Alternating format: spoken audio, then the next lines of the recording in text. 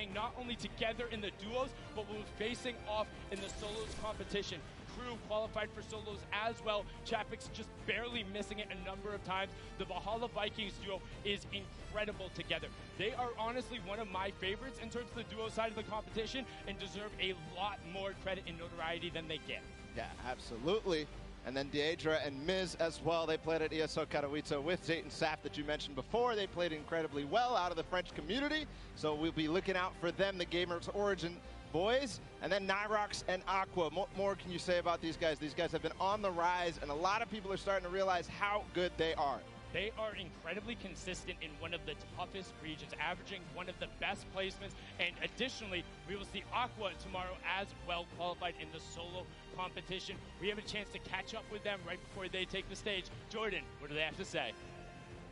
What's up? We've got Nyrox and Aqua here. Nyrox, you guys have both been playing around with a bunch of different duos from quite some time. What is it about this duo, this pairing here, that you think has made it all the way to the finals for you? It's the skill of Aqua that's made it.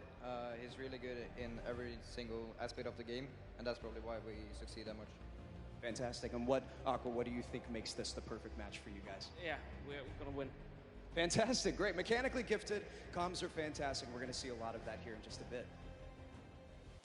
So that's exactly what you want to hear going into a duos competition, is your teammate having confidence, and he knows Aqua's already qualified for solos as well. He's going to play there tomorrow, so we'll see that pair going forward. We're going to continue down on the floor with our next group. It's Cease and Elevate, Landjock, Punisher, Wishy DP, and Gustavox, and then Little and Jay. And then finally, Mega and Dubs, as you can see on the left side of your screen right now. And I just want to say right away, Cease and Elevate don't get enough credit. There was a post on the competitive subreddit about it. Cease, across all of the skirmishes at the beginning, was the most consistent eliminator above every other one of the quote-unquote more popular or better players. Cease was above all of them, and he has dominated in the entire competition. He's also qualified for solos. Yeah, and then Landjock and Punisher right after them. This is a duo that, again, also doesn't get enough credit, but hey, there's 50 of them here today. Landjock, one of the people that a lot of the community thinks has the best creative 1v1 skills in honestly the pro community, so we'll see whether he can convert that today. It's another stage. It's a lot of differences. It's going to go down to it. And then Wishy and Gustavox 8 are known for being very aggressive and executing pinch maneuvers incredibly well. If you isolate from your teammate for a second, and we're talking one grid space, they will take advantage. And then Little and Jay, the original S2 boys coming out of NA West, who said, hey, we might be young, but we'll go against anyone. We don't care who it is. We'll push you. We'll take your wall. We'll take the high ground. We are going to beat you. And then talking about taking the walls, Vala. Yeah, talking about taking the walls, Mega and Dubs are in this group too, and there's so much to say about them, but we're just going to sit down and find out more about Dubs.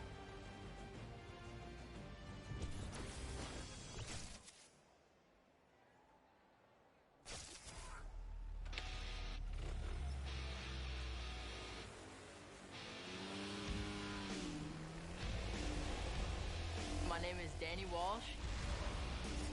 You guys know me as Dubs. And I'm 16 years old.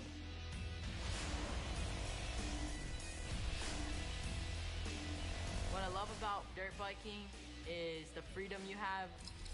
It's like using a rift late game, having freedom of going wherever you want. Time to get back to grinding. All right, boys, I'm back. Let's run it. A day in a life with Dubs. First thing I do is wake up at 12, hop in the shower, get some food. What time are you gonna start gaming now? Probably in like 10 minutes. All right. And then I'll do some aim training.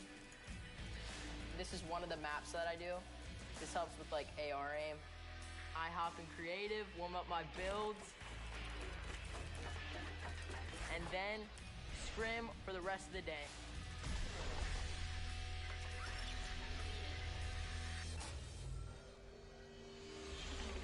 I was a skateboarder. I skateboarded every day. My brother, he taught me how to skateboard when I was young. I guess he thought it was cool because I was doing it, and I would take him to all the different skate parks I would go to. So I was 13 years old, skateboarding at Woodward Skate Camp, and the first day I was there, I ended up breaking my femur, which I then had to go get a cast. I was in the cast for about a year. It was a long road back for Danny. He was stuck inside. I had to do something, so he made him very comfortable and got him a good setup for gaming. That's how I fell in love with gaming, because that's the only thing I could do. I really never got him back on a skateboard after that, and he kind of found who he was. He really just blew up overnight. If I hadn't broken my leg, I would not be where I'm at right now. I'm a professional Fortnite player. Oh my, you fixed it up! This is hard baloney. Solos is my strong point. Okay, my heart's racing right now. You can dominate by going for picks or playing for high ground.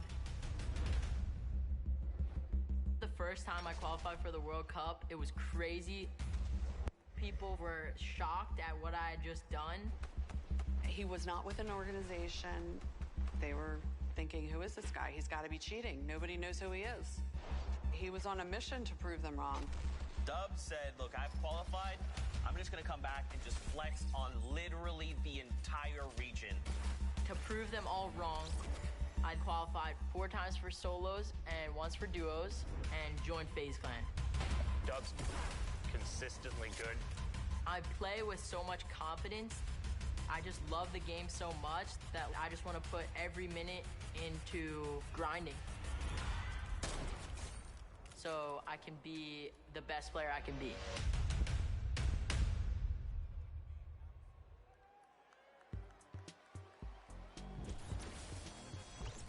That, honestly, in retrospective, I know it was stressful when it happened, but it has to be the biggest compliment that you are quite literally so good, averaging just inside 5th overall with the solo placings, that the entire community thinks you're cheating. That you are that much better, that everyone's there. There's no way, and you saw it there. Him and Mega had one of the most ridiculous performances, racking up close to 50 points in their last 2 matches to qualify. And I mean, it was nuts, but now time to get into the next group. Yeah, let's go ahead forward. The first pair is XXM and Mende out of China. And then following them up, it's Airwax and Nikov, Hunter and Kinstar, Lenuf and Kinton, SSK7 and Jamside, and then finally Volks and Parby on the right there. And XXM and Men were the only Chinese team to qualify through the open track, and then Airwalks and Nikov, and then Hunter and Keenstar. The Solari brothers, the group qualifying all within the same week, and Airwalks taking his repeat Pro-Am title yesterday with RL Grime, saying it was easy claps, 12 points clear of the South Korean duo. And then Lenuf and Quinton just recently being signed to Navi, representing them on the stage, looking to make a name for themselves, and they're hyper aggressive. One of the duos I think a lot of people need to look out for, though, is SSK7 and Jamside, known for their aggressive style of play, always fighting for high ground earlier than most people, and then not giving it up. Nobody is going to be able to contest them off high ground. They get tons of eliminations because of it, but we'll see if that might bite them here today. And you talk about insanely aggressive. Most people, you need to tag them and see shields broken or maybe white damage to go after them. Volks and Parpy, if you move and they see a pixel, they're going, they raise all kinds of chaos in NA East when playing in the Trios tournament, and now we're going to get a chance to talk to the aggressive Oceania duo down on the floor. Jordan, what do you have for us? I've got Parby and Volks here, 2 of the most astonishing talents out of Oceania. You guys are coming all the way over from not only Australia, but New Zealand, facing off against some of the best talent, not only from your region, but the rest of the world. We've seen that there are different play styles from kind of everywhere. We all know this, but going into this, how do you prepare? How does one prepare up against these play styles? I just eat a fruit salad, just have a shower, get off, get some water, have a fruit salad, and then just try to get hyped. Love it, regardless of the region. That's great. Fruit salad, you can take care of NA East and in EU and everybody. Now, The most astonishing thing here is this record, this elim record of 102 that you guys had, the single most elims in 1 week. I don't think anybody would expect for either of you guys to be super W key today because of what you're up against, but what is your strategy going into this? Just play slow and just hopefully make it to endgame and just get high. That's basically it. Beautiful. Well, we're going to see it here very soon. We can't wait. I'm disappointed that that routine of 2 fruit salads in the morning isn't going to give them the confidence to continue what we know and love about them, the W key mentality. I honestly thought he was just going to turn and look at Jordan and be like, a W key, holding forward the whole time, but they know when to play intelligently and play for height. Let's get into our next group. Again, is qualifiers from NA East and NA West. We have Tetra and Eclipse, Ronaldo and Ziff, Sean and Aiden and Rote, DW and Blue Team. Now, I want to give a quick shout out to Eclipse in particular. I've hopped into his backpack a number of times personally when we had to do some tests, and they had a phenomenal qualifying week. And then Ronaldo and Ziff averaging some of the highest placements in the week they played. They popped off at TwitchCon, came out of nowhere where people were like, who are you guys, qualifying through in the first run, going to look to make a run at it here today. And then what more can you say about Sean and Aiden? I mean, this is a duo that we've seen time and time again, a favorite out of NA West that week then they came out of. They clutched up and did amazing things. Both of them took part of our Pro-Am tourney yesterday. And then Rohit, DW and Blue Team, one of my personal favorite duos. They came together after week 4 saying, hey, we need to do something different. Rohit came onto the scene during the Winter Royale, qualified through the open format, and looks to punish people's mistakes at all points of the game. You talk about hyper-aggressive players early, you can't stop him from going, but the one person who does is Blue Team, known for his calm decision-making, kind of turning off all emotions and just making the right decisions. They have a fantastic pair in chemistry, and I mean, I'm excited to hear what they had to say leading into the competition. It's going to be just absolutely amazing. Fantastic. We've got Blue T and Rote DW here, two beyond incredibly mechanically gifted players here. Blue T, you've placed consistently in the top 15 over the last year from the Winter Royale qualifiers, the Secret Skirmish, and top 5 in the Share the Love event. How are the two of you together going to work to secure this #1 spot today? I'm just going to give this guy a bunch of call-outs. Make sure he's safe and alive, and once we hit late game, he's just gonna slay out. Slay out away. We can't wait. It's going to be so incredible to see if they can make that dynamic work on the stage. They have such great teamwork, and they have distinct play styles over the phases of the game, and if they can get rolling, they might be able to challenge towards that top. Now on to our next group, because we're excited to keep the introductions rolling. It's Item and Derox, Oslo and Bad Sniper, 4ZR and No Word, Red Rush and Snappy, and then Yu Wang and KBB. This is a bunch of guys out of Europe, and then the Chinese qualifiers coming out of the Tencent track. And I mean, some of these guys are incredibly skilled. Item and Derox with that ridiculous 41 elimination victory royale during the semifinals, and then they carried over the performance into the Sunday. Yeah, one of the only times we saw actually consistency from the semifinals carry over into the finals. But another team that actually started breaking through in the finals towards the end, which led them to qualify, is Oslo and Bad Sniper. And I think something very interesting about this group, or this duo in particular, they're going to be contesting at Tilted Towers, and they are very proficient at doing so. They will be in the fray, and if Bad Sniper gets a sniper in his hands, here's the joke. His name online is actually not Bad Sniper, because he hits all of those shots. Will be looking to make them pay. Now, 4ZR and Norwood, also another very aggressive pair, but kind of just like to chill out at times. They like find themselves on the edge, take the rifles. If they know they have an advantage, they go. We've seen them before as well in the Winter Royale. Yeah. And then on the bottom right there, Yu Wang and KBB, they came out of the Tencent track, which was a competition that was hosted out in China. And so I think a lot of people didn't see those games and don't really know what these two are all about. Let's continue and find out more about them.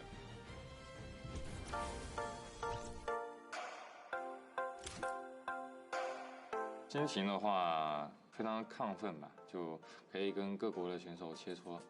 如果想跟一个队来对抗的话，我更希望是跟芒果那队。Ananas。要对游戏的喜欢，对吧？ Je parle à Ananas 2 secondes.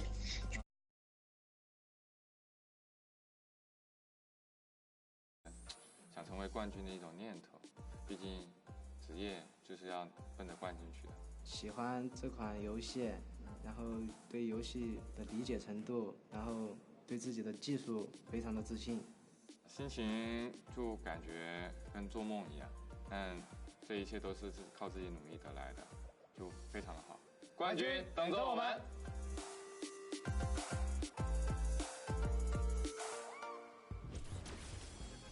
So happy to see their level of excitement and to be here representing China through those 10-cent track. It was amazing to watch them play in those games. A distinct different style, but also very built-in rifle-centric. Will be one of 2 Chinese teams representing. And now into our last section of qualifiers. These were the guys who ended up qualifying in the final week, the last chance to be there. It's Slacks and Keys, Calculator and Macwood, Zone and King, Epic Whale and 4DR Storm, and then Vinny and Zexro. And I mean, so many of these guys we could talk about right now, but the one I want to focus on, King and Zone, coming out of Argentina. They are ridiculously aggressive, know how to go full send, and I think people will be surprised. They're able to execute on a level where if they get rolling, it's going to be very hard to stop them.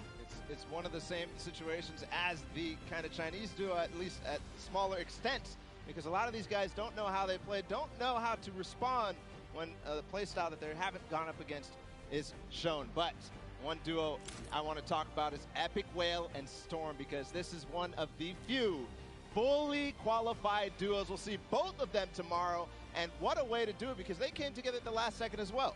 They came together in the final week knowing it was their last opportunity, and they wanted to be there. They wanted 2 seats on the stage in each one of the competitions that really separated themselves. But speaking of somebody who separated themselves, Zexro and Vinny. Zexro, the original pioneer of the My Wall now. I'm going at you. I will win the game with 16+ eliminations, and there's nothing you can do about it. Him and Vinny broke through everything, coming over not only Zexro's wrist issues, but a little bit of kind of turbulence between them. They're actually not even going to be doing after this competition, so this will be a last hurrah, and let's see what Zexro and Vinny have to say. We've got Vinny and Zexro here. Very excited to see you guys. I know that a lot of people are thrilled and excited to see what you guys have planned for today. You both have been competing both very well in duos and solos over the course of the year. How do you think that the competition today is going to compare to the rest of the competitions that you've had leading up to the scrims, whatever the case may be? For sure, the competition's definitely going to be hard today. Probably the hardest competition yet, but I'm very confident for us to succeed today. So awesome. Well, we believe in you guys. Now, Zexro, you told us after qualifying for the last week of duos that you were suffering from some tendonitis. Preparing for a competition like this, especially at such a high caliber, there's got to be a lot of stress involved with that. How have you been physically preparing for today?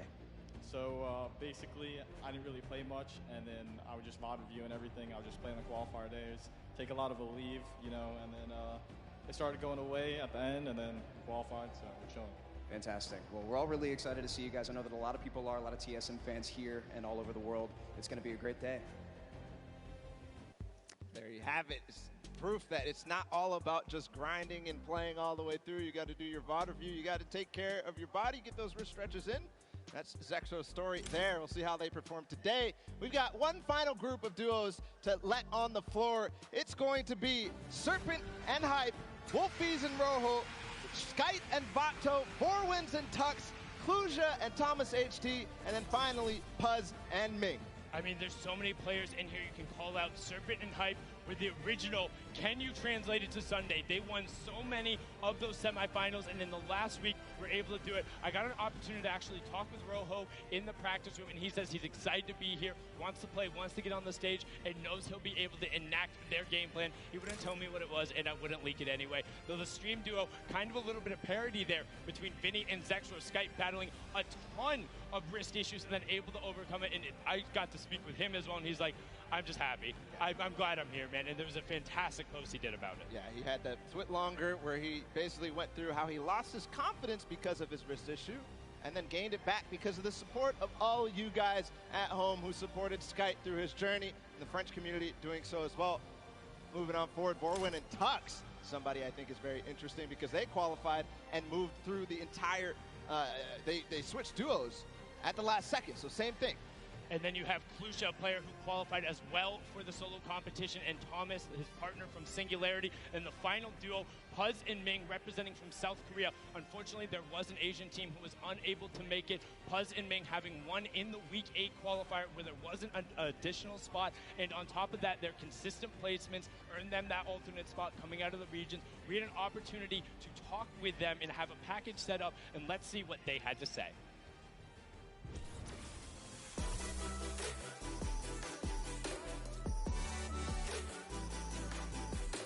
저는 밍이라고 하고 이제 아시아에서 진출하였습니다. 저는 퍼즈라고 하고 아시아에서 진출한 사람입니다. 가장 좋은 성적을 내서 대체 선수로 뽑혀서 왔더니 이제 아시아에서 듀오 한 팀이 진출을 못해서 저희가 이제 좋은 기회를 얻게 되어서 이렇게 진출하게 되었어요. 온라인에서 상금을 이렇게 받으면서 같이 경쟁하는 게 마음에 들었어요. 유럽 선수들과 해보고 싶었어요. 저도요. 게임하기 전에 이제 계속 어떻게 게임을 플레이할지 생각을 하고 하는 거죠. 그냥 연습을 최대한 시간에 맞게 활용을 하고 최대한 많이 노력을 하다 보면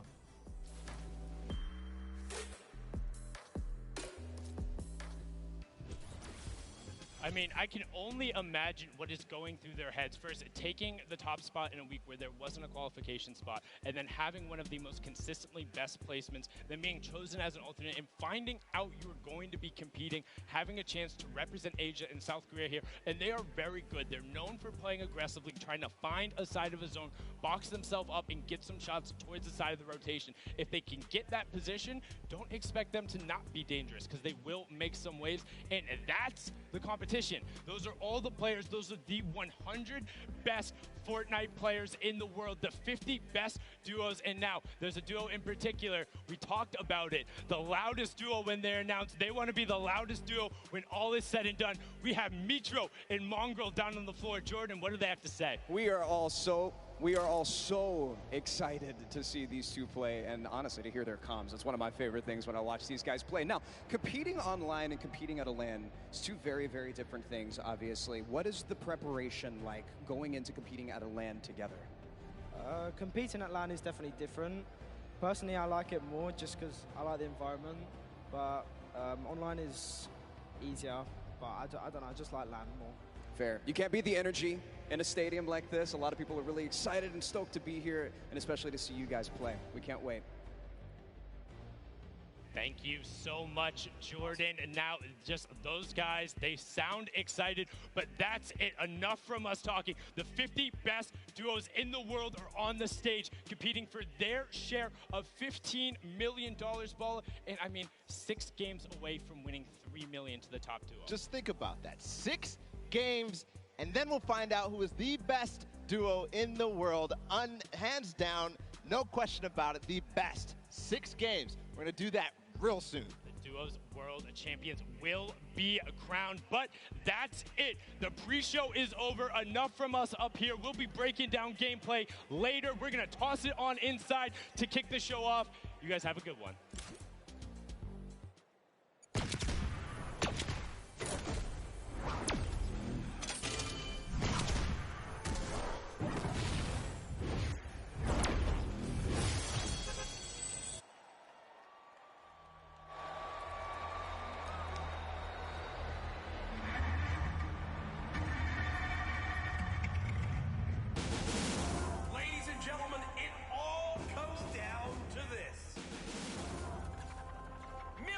Watching across the world on the biggest stage. Every single player out here an absolute gamer, Jack. We've never seen anything like this.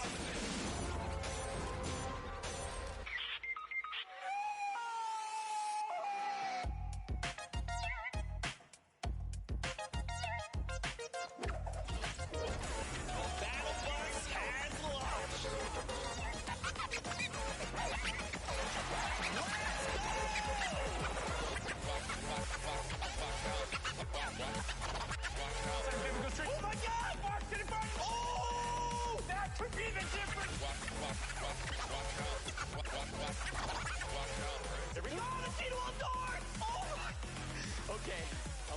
freaking voice. It's amazing. It's like you feel so free, it's ridiculous. And then we just kind of watched like our names pop up on the screen. It was pretty surreal. It was a huge sigh of relief. All the hard work we did just finally paid off. We were kind of going nuts. He finds the zone. He has to go forward though, because there's that change in elevation. He finds the first shot, can't find the second, and he does! He wins it! Speed left!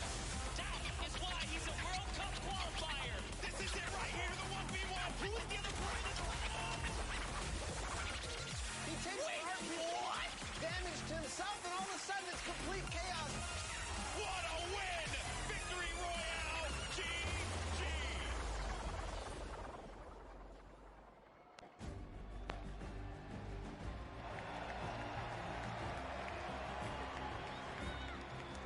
Ladies and gentlemen, this is the Fortnite World Cup Finals live from my hometown, baby, New York City. Where you at?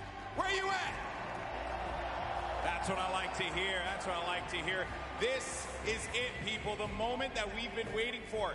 10 weeks of competition leads to this. I'm your host, Golden Boy, and I couldn't be more pumped to be here because we're about to see the greatest Fortnite players in the world go up against each other in duos competition. Millions in prizing on the line, and most importantly, what's right behind me, the championship, the trophy, and the first ever Fortnite World Champion. We're gonna crown that today, and it's gonna be awesome. And I wanna know if everyone here in the Arthur Ashe Stadium, are you hyped? Are you ready? You know what? Maybe I can't do the job. I think this will do some justice.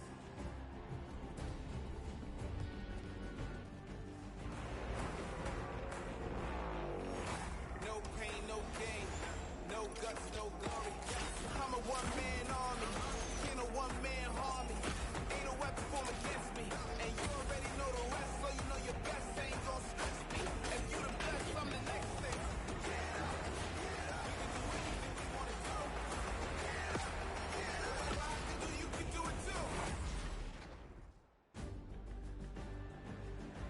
Now, I know everyone here is excited to get to the games, and we're going to do so in a little bit. The players are gearing up and getting ready to go. You know that each and every one of you inside of this stadium, you're just pumped. You've had your opportunity to go out to the festival. You've managed to meet up with your friends and enjoy some great times here in New York City. And obviously, our players are here to win a world championship. And the good news is we have two players standing by with Jordan Fisher who are looking like they could contend for the top of the mountain. Thank you, GB. You are a handsome man. Now, I'm going to be super honest and very forward right now when I say that I've got two of my favorite people in this stadium right now that are competing together. Two of my favorite people to play with, two of my favorite people to watch and study. We have Sean and Aiden. Aiden, one of the most dominating controller players in the world, and he's proved it time and time again. With Sean on mouse and keyboard, one of the most mechanically skilled and gifted players in all of Fortnite. Now, with this combination of one of you on a controller and one of you on mouse and keyboard, there's got to be some pretty unique strategy that you guys can pull together. Can you talk to me a little bit about that? Yeah, our synergy is great. Like you said, he's one of the best mechanical players. Bonsoir.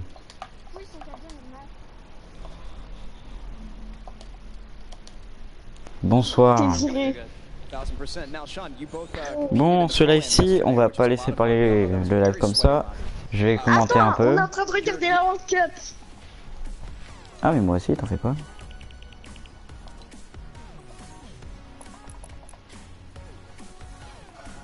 Ananas. Mmh. Bon, on est en train de regarder la World Cup. Oui, moi aussi.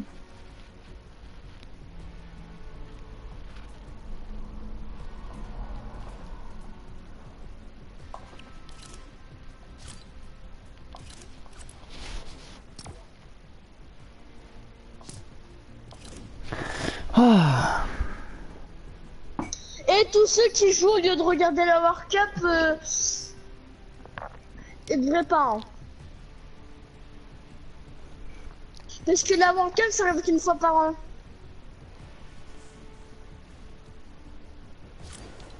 Arrête de crier! Pourquoi il m'a muté, Jojov? Je des mutes ananas. Oh, il y a Ninja! Il y a Ninja! Il y a Ninja!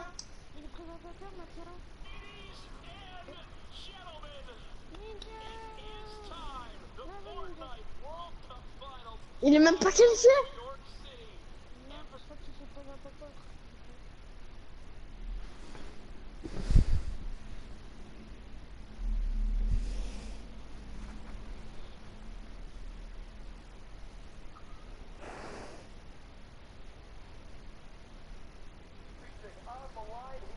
Ou alors il fait pas présentateur, il est qualifié, t'imagines? Une élimination ça vaut 1 point, 15 places ça vaut 3 points, 6ème ça vaut 5 points, 2ème jusqu'à 5ème ça vaut 7 points. Il a victoire royale 10 points. C'est pour un cash prize de 3 millions. Ah, ça vaut quand même pas mal, hein. Et le premier carrément 3 millions. Putain.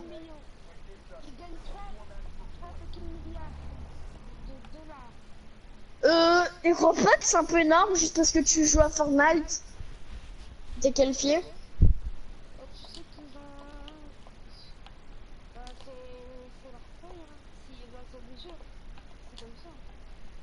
Wow, ouais, bon.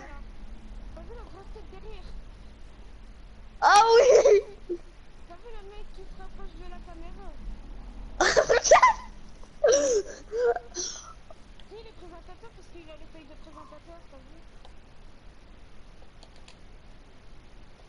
Ninja, il est aidé. Et ananas. Regardez. T'as vu, il est éliminé, je crois, Ninja. Je sais pas. Mais ça serait bien que Ninja soit éliminé.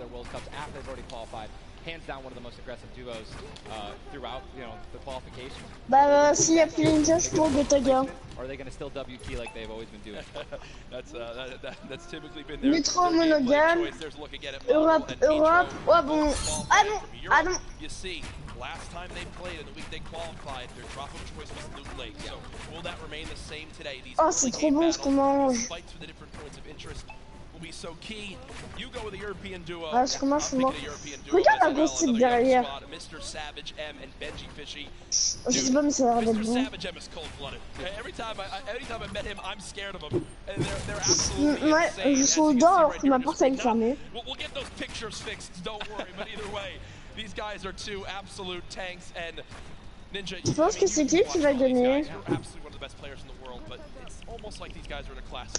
C'est Gotaga qui me dernier.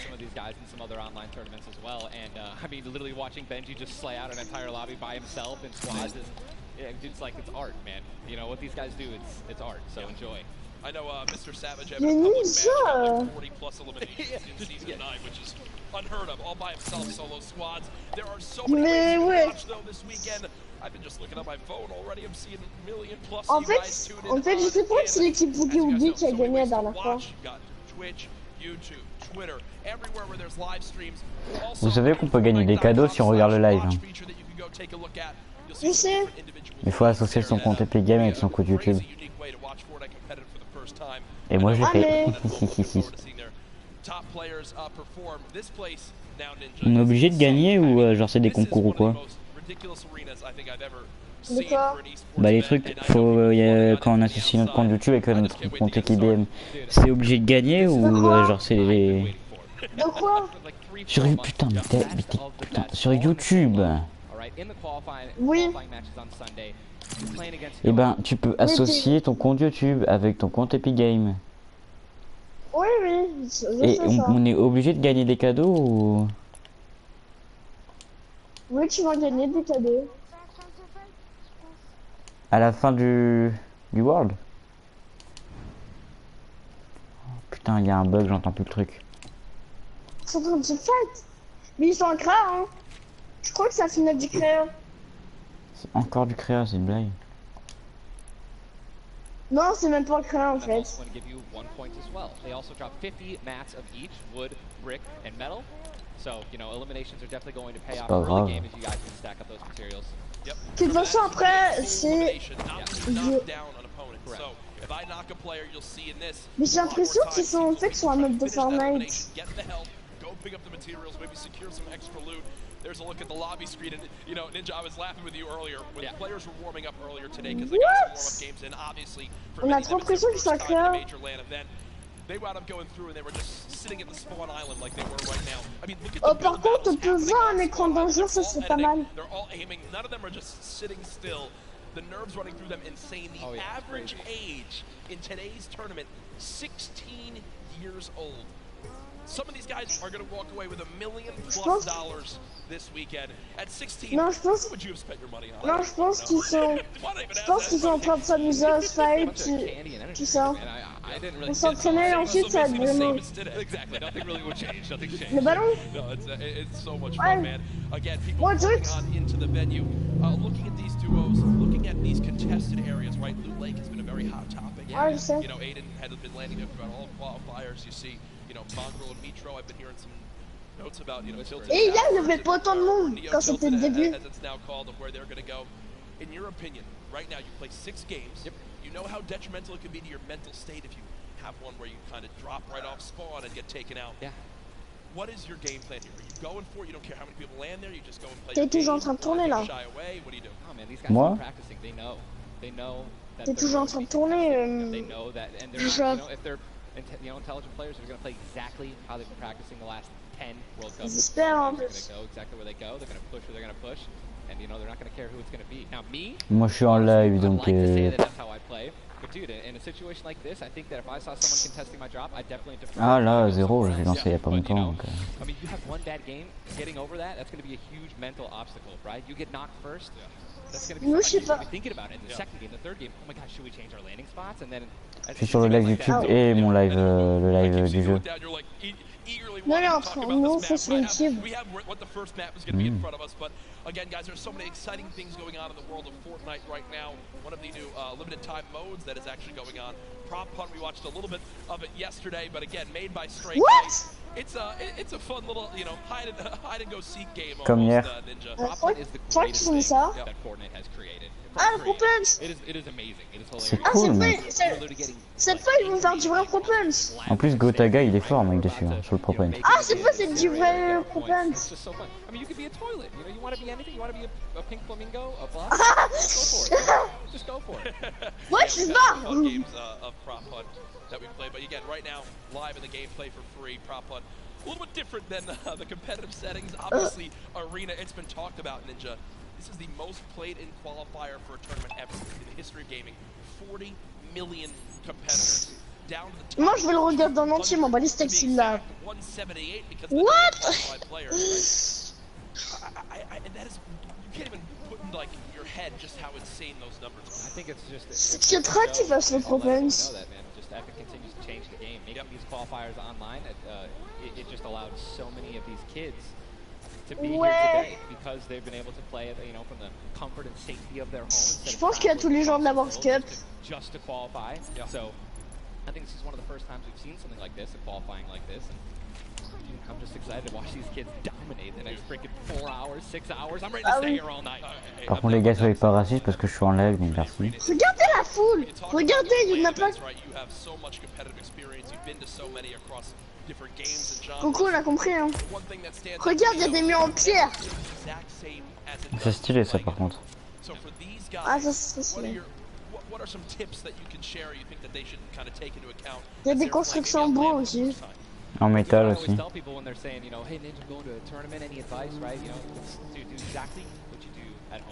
If you wear socks and you know no shoes at home, that's what you're gonna do. If you don't wear any socks at all, or you wear sandals, you wear that. If you wear nothing but sweats and PJs when you're gaming and practicing, that's exactly what you should be wearing right now when you're competing, right? Don't try to change anything up. Ah, il y a en français. Normally drink before the games, water, energy drinks, whatever the case may be. Bah, Or, you know, eat what you're gonna eat. do not change anything up. It's very important to get in that mental state. Il était qualifié, non? Practicing the entire time at home. I've even heard of stuff as far as like don't change your sleep schedule absolutely for this. Like literally take it like it normally is. Now again, we talk Ouais, about normalement. $1 million on the line. Enfin, peut-être pour une victoire, faut être qualifié, à mon avis. And tomorrow, but there's already been $3 million in prize money given away this weekend. That happened yesterday at the Normalement, il devrait être qualifié. finals. Let's take a look. World Cup final.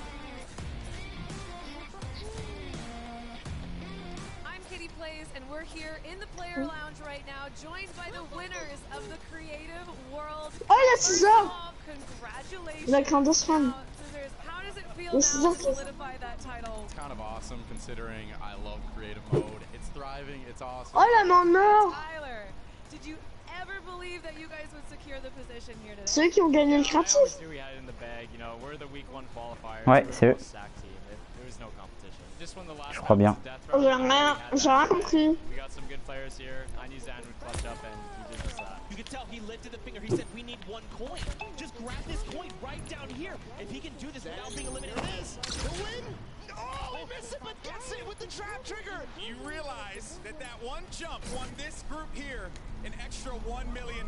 It's unreal. Like, if you want to practice with death runs, you need to like do it slow. Don't go in blindly. Like try and like change everything you do every time. Il est quand même qualifié.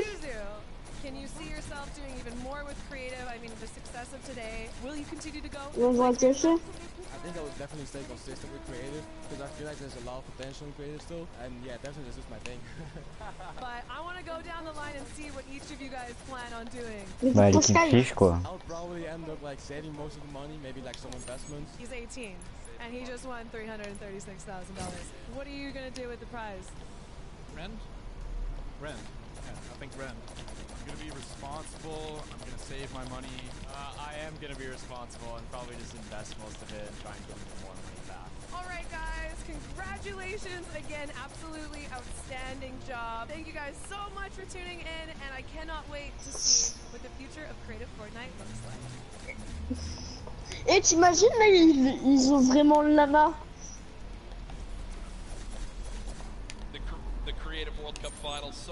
Après, s'ils ont gagné, tant mieux pour eux. Hein. Et t'imagines, là, ils ouvrent le lama et là, il y a une arme légendaire qui sort. Parce qu'ils sont en or. T'imagines. Ce serait trop bizarre.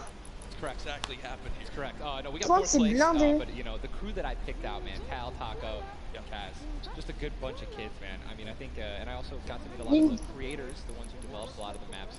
Ouais, je sais. Ninja, t'es pas censé être qualifié pour pouvoir jouer. Not even me. Together as a unit, we pulled in, you know, 300 or 295,000 as a team. I mean, little whips, man. You know, we were just killing it. Little ice creams, but that event was so incredible. And just another thing that kind of came out of nowhere again. That Epic changed the game with creating. You know what I mean? It kind of popped up out of nowhere. All these people, so many people. There were hundreds of people. Par contre, il y a un truc incroyable, c'est comment les Américains Ninja, ils parlent t'as pas vite. besoin d'être commentateur.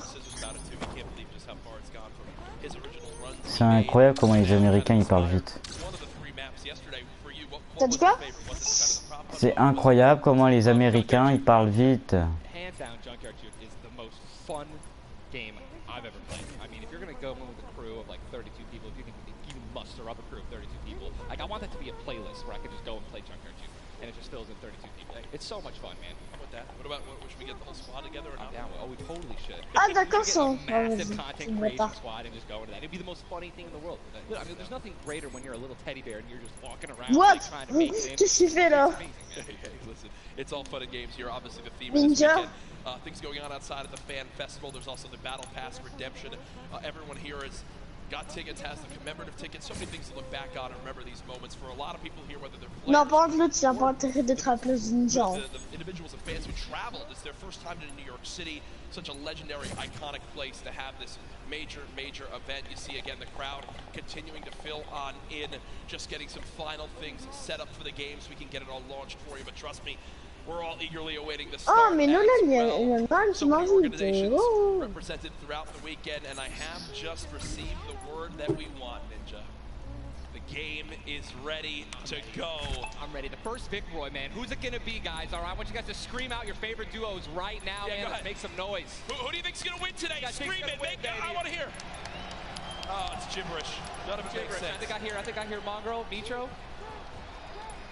Here we go. Ladies and gentlemen, the Fortnite World Cup Finals duo competition begins right now. Jesus, this is going to be intense. I mean, there's nothing more, honestly, nerve-wracking than the initial launch. Off the bus, man. You're flying. Someone's going to die. Someone's going to be eliminated. Who's going to be the first one? Yep. You don't want to be the first one knocked out in the World Cup. You know, I mean, literally, I knocked him like, you know, it was the first game in the Pro-Am, and that was just amazing. You can't live that down. I don't want to be the first person knocking this. No, for sure. As now we immediately hop on board with my pick to dominate today, Benji Fishy, Mr. Savage, and they're heading right towards Happy Hamlet, a place they've called home so many times, and this is contested. Already so contested. You're flying on into here, Ninja. The early game, Je sais que c'est trying to put shots down range with that revolver, but area is contested. You see they're kind of split from each other right now. What are their comms like in this exact moment? I mean, I think right now they're just going to be trying to hear exactly where these guys are, footsteps, any type of information they can pass off to one another. They've been practicing this landing. I'm pretty sure I watched these guys play literally every week because they're from EU, so they were before MA qualifiers. And yeah, this is exactly where they normally land. Savage and Benji, they don't always land on top of one another. And you're honestly at a disadvantage if you do land in the same house because you're going to be getting less shields of one another, right? Less chances of getting shotguns and things like that. And I'm just interested to see how they're going to play this out. Are they going to be aggressive? Are they going to back down?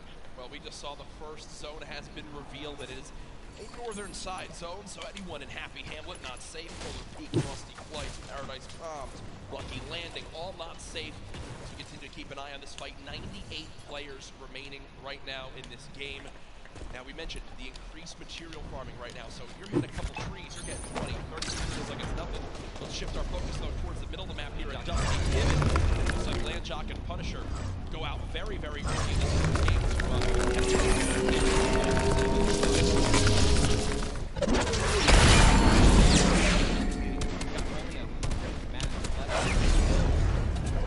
You have to be very, very clear as particular how many matches you're trying to ramp somebody because if you make it there and they shoot you out, you have no mats. You're literally nothing to protect yourself with. And look at the advantage that you now have. Tetra hasn't found any shields, but because eliminations come on through, he gets both. That's 50 shield per elim, putting him at max HP, and now he can completely change how he takes this fight. It's not like the normal games where you're still stuck at 100 health and you might second guess what you want to do. You might play a little more passively. No, because of those early elims, they now have Dusty Divot to themselves. They pushed out the Asian duo, pushing towards that top Dusty Divot side of XXM and Mend, and now they're sitting pretty. Divot all to themselves. They've got metal galore here, as well as wood. The one material that really be lacking is going to be stone. Yeah, definitely going to be lacking stone. They can get a 500 metal, which is going to be their most valuable asset here, landing in Dusty. What I'm just interested to see is, you know, they have no rotation items when you're looking over there, so hopefully they find something that's going to help them rotate later. There are no balls that spawn in Dusty, so no ballers. It's going to be very difficult to make the late game if you guys don't have some sort of crazy rotation. Shadow Bomb. Here's another fight going on towards Fatal Fields, and with how little materials there are, you got to think these players down low who are already just on white HP are in a tough spot, and there it is. Scarlet and his duo, Bell, get the quick elimination onto Brush. And that's going to push back Brush's duo into Fatal Fields and try to hide for a brief moment. Another rough start right there. So much stone in Fatal Fields. I feel like Fatal Fields is an underrated landing spot. I think you can get everything at Fatal Fields. You definitely get wood and brick very quickly, and then there's definitely some metal that you can gather around. You know, there's a bunch of cars and things like that. Some tractors there in the sticks. But listen, man, I'm really curious as to why they're not pushing Sizz. Well, it's kind of a double-edged sword too, because yes, Sizz is by himself, but we've all experienced how easily you can hide in that brush there in the cornfields. And Sizz Lucky, these top players who land Fatal Fields, know how to actually navigate the loot in the corn without breaking the corn. So I need to break the corn every time. Right, same. I'm not good enough to know, but there's a certain path you can go on, and Sizz Lucky will actually be able to go back and pick up Brush's card. So this is key. Think you should go Reboot Vans, remember, when you get brought back, you only have 100 HP and a common pistol. That will bring a lot of attention over. If you are Scarlet and Bell, are you swing back over that fight? I think so.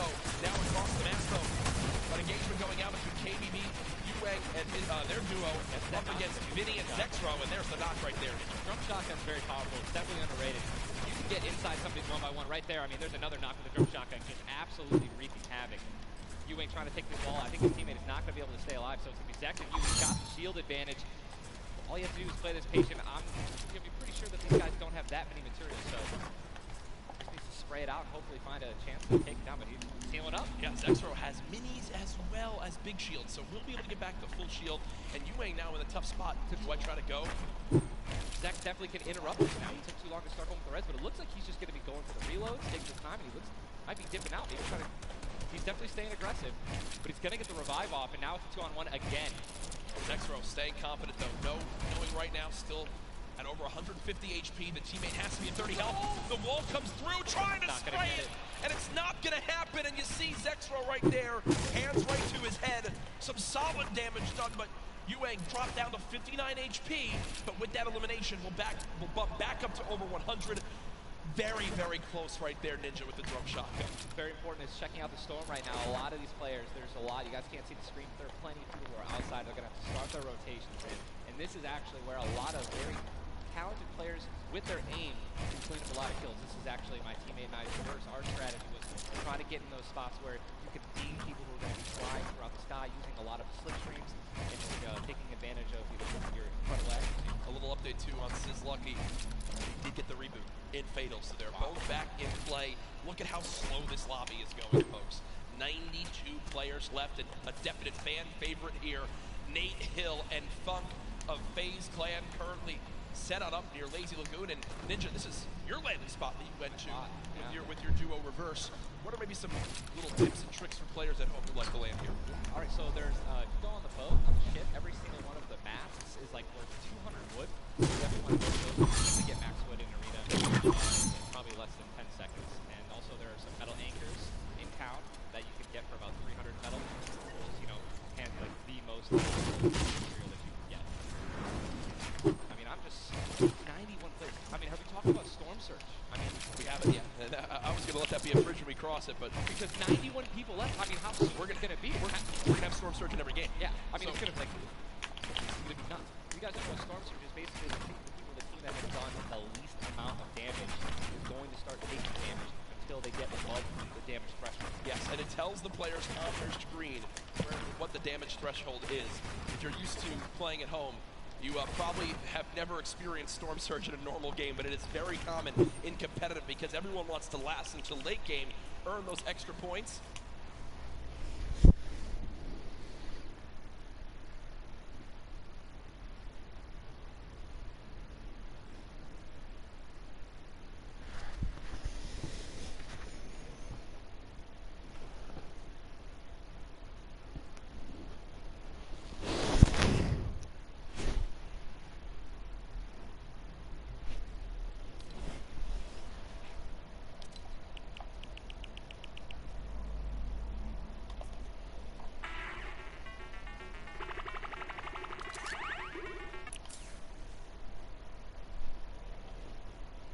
Do get cut down, 45 duos remaining. The second zone has just been revealed, and again, Storm Surge will begin after that. I absolutely think it's going to happen. That will be for 70+ players, so you keep that in mind as this goes on. Players who haven't really done any damage will know that they're going to be at a point where their hand is going to be forced. They're going to have to put on a little bit of aggression. You're going to see the game pick up just a little bit here.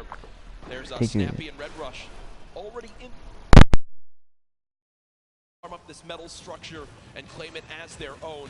They're actually very centralized as well. Yep. I mean, a really great strategy that you're going to see a lot of people are going to be using throughout this weekend in solos and in duos is to just try to get in the dead center of the second zone and honestly just kind of pray that the circle is going to continue to rotate in your favor.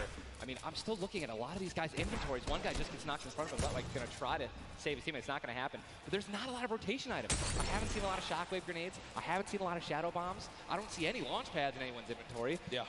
It's going to be such a, like, the rotations late game are going to be nuts. People are going to get lasered out of the sky. And Letwick now all by himself in a 1 versus 2 as his teammate did go down. You see Parpy and Volks still quite healthy between the two of them. Over 140 HP for both of them. Parpy still playing the slow ground, trying to spray out the opponent. And look at the material count for Volks, 135 total builds. It does look like Letwick just kind of ran away, but I don't believe Letwick was able to grab his teammates' reboot card. So will basically be by himself for the rest of this game. You know, it's going to be almost impossible to perform alone when your teammate is knocked. And there's the Storm Surge warning. These guys are 106 above it. You guys can see that, which means that there's somebody who has 106 damage less than them that is currently below the threshold, and they are going to need to hit some people, deal some damage. And that's actually the beauty of Storm Surge, right? You don't necessarily only want people kind of just lingering around in their one-by-ones, praying that the circle moves to them. You're gonna see some fights that are gonna be forced to break out because players need to get above that, or they're gonna die. They're not gonna be able to make it. Now moving towards the Dusty Divot Diner. You see Clicks and Skeptic. Yeah, the very young duo from NA East, and you just said yourself, I didn't even know you could farm this. Didn't even know you could get down there. This is the beauty of it, right? These are the top players in the world showing off the little things that they know that really no one else can pick up on. Many teams already stacking here as there's so many materials to be farmed up. And for a lot of players, Ninja, once they get maxed, they don't just stop there. They keep farming to have an excess for more if they need to expend a lot of materials quickly. Yes. On the bottom right of your screen, you see a fight going down in Salty Springs. A lot of grenades being thrown right there. That's going to be Serpent and Hype. Serpent and Hype in a pretty decent spot. If you guys can look on the mini-map that we're staring at, every single team is now in the safe zone. Everyone is safe in the next circle. It is moving in. And double heavy sniper is in play. For those of you guys who do not know, a heavy sniper will take out a metal wall. It'll take out pretty much anything. It does 1,500 damage to structures. So if you have two teammates who have double heavy snipers, they can see a team, line up a shot of somebody hiding in a one-by-one, and be able to take them out. And that changes the game completely. Once you hear double heavy, you can no longer sit still ever. Or if you know where they're at, you have to make sure you have at least 2 walls of cover on that side to protect you from the inevitable double snipe. And when we say double snipe, it's as far as 1, 2, 3, shoot. And they both fire at the same time and catch you off guard. There's absolutely zero time to react. And one thing you guys we've talked about are the rotation items. We got 6 shadows for this guy, and they have a baller, so they're sitting pretty. I think these guys are in a great spot. Absolutely. And you see the zone did just update towards the northern side of this current storm. Storm Surge is now in play, so players beginning to drop. 80 players in total in this game. They will just rotate on out of here. Hype and Serpent don't want the fight. And that's Jay now quite weak. With Storm Surge beginning to tick in. Quentin and Lanouf now having to push a fight as Storm Surge is affecting them as well. And you see it just kind of smites them down from the heavens, and there they go. Getting dropped by Storm Surge. Unfortunate for them, but again, with not enough damage done, they do fall below that threshold. Jeez, man, Storm Surge really does just force people into some pretty tricky situations. But again, man, it just goes to show a lot of aggressiveness is going to pay off for teams, man. You don't want to be put in that situation where, you know, you have to desperate and push. Maybe a duo that's better than you in combat. You know what I mean? And Airwax and Nikov that's a replay. Was that a replay? They just went down. Airwax and Nikov are winners. Well, Airwax at least are back-to-back winner of the Pro-Am. Does go down. Airwax double qualified as well. Tough first game for them as they do go out quite early on. 71 players left in this game. 38 duos. Again, it's a slow crawl as everyone begins to drop. Have you ever seen anything like this in competitive? No, I think that the only time that we saw numbers like this were when the circles they didn't really chunk that much and they were more centralized in the beginning of competitive. So really no one had to rotate that much and no one had to fight. So now that these circles are really just kind of moving around the map, you can't really predict them. I mean, you're getting these players who have, again, the great aim, and they're just beaming people who are focusing on trying to rotate into the circle. Now look, there's so many people coming from the south right now.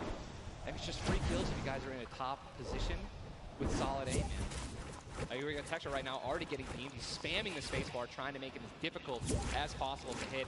He sees a lot of, look at it, already trying to figure out right now, where's he going to land? Look at all these people who are already boxed up. They're already creating these tunnels. More shots coming down. And he's going to be able to make it. 8 grenades. So that's going to be, I mean, if he can get in a position where some players are already getting focused on the outside, 8 grenades, he might be able to clean up those kills too. Yep, that's right there. They do box up in time. Did take some shield damage, but thankfully they have some minis to replenish that in just a few brief moments as there's Eclipse now using them. He's got his teammate right next door as well. Medkit, looks like they're going to pop that too. Every little bit of HP matters. Saving the campfire for the late game, it appears. Definitely got to save the campfire. In the elimination feed right there. Here's a look at Mongrel earlier with his duo, Mitro. As they're set up currently in this zone, 68 players left. Love watching this guy play, man. I'm serious. I mean, here's you just check his inventory. Only got 2 guns right now, which is inventory rifle and a combat shotgun. So he has no spray guns. All right, spray guns are anything to an SMG, tactical assault rifle, SCAR, anything like that. You've got to have a gun that can shoot pretty quickly to kill players and hit players through their 1-bys. Very difficult. Look at that healing too, though. Yeah. 5 slurps, 2 slurps, 5 chug splashes. They already have a slurp ticking. This is insane. They're super close to the zone as well. They don't have to move too far. Yep, and material-wise, look at that, 135 total builds. They're in a fantastic position to make some noise in game number 1. We'll definitely keep up to date with them. The slipstream slowly inching towards where it begins to shut down Ninja, but with so many slipstreams still available in this current zone, a lot of players are going to use that to rotate on in freely without using launch pads or the shadow bombs.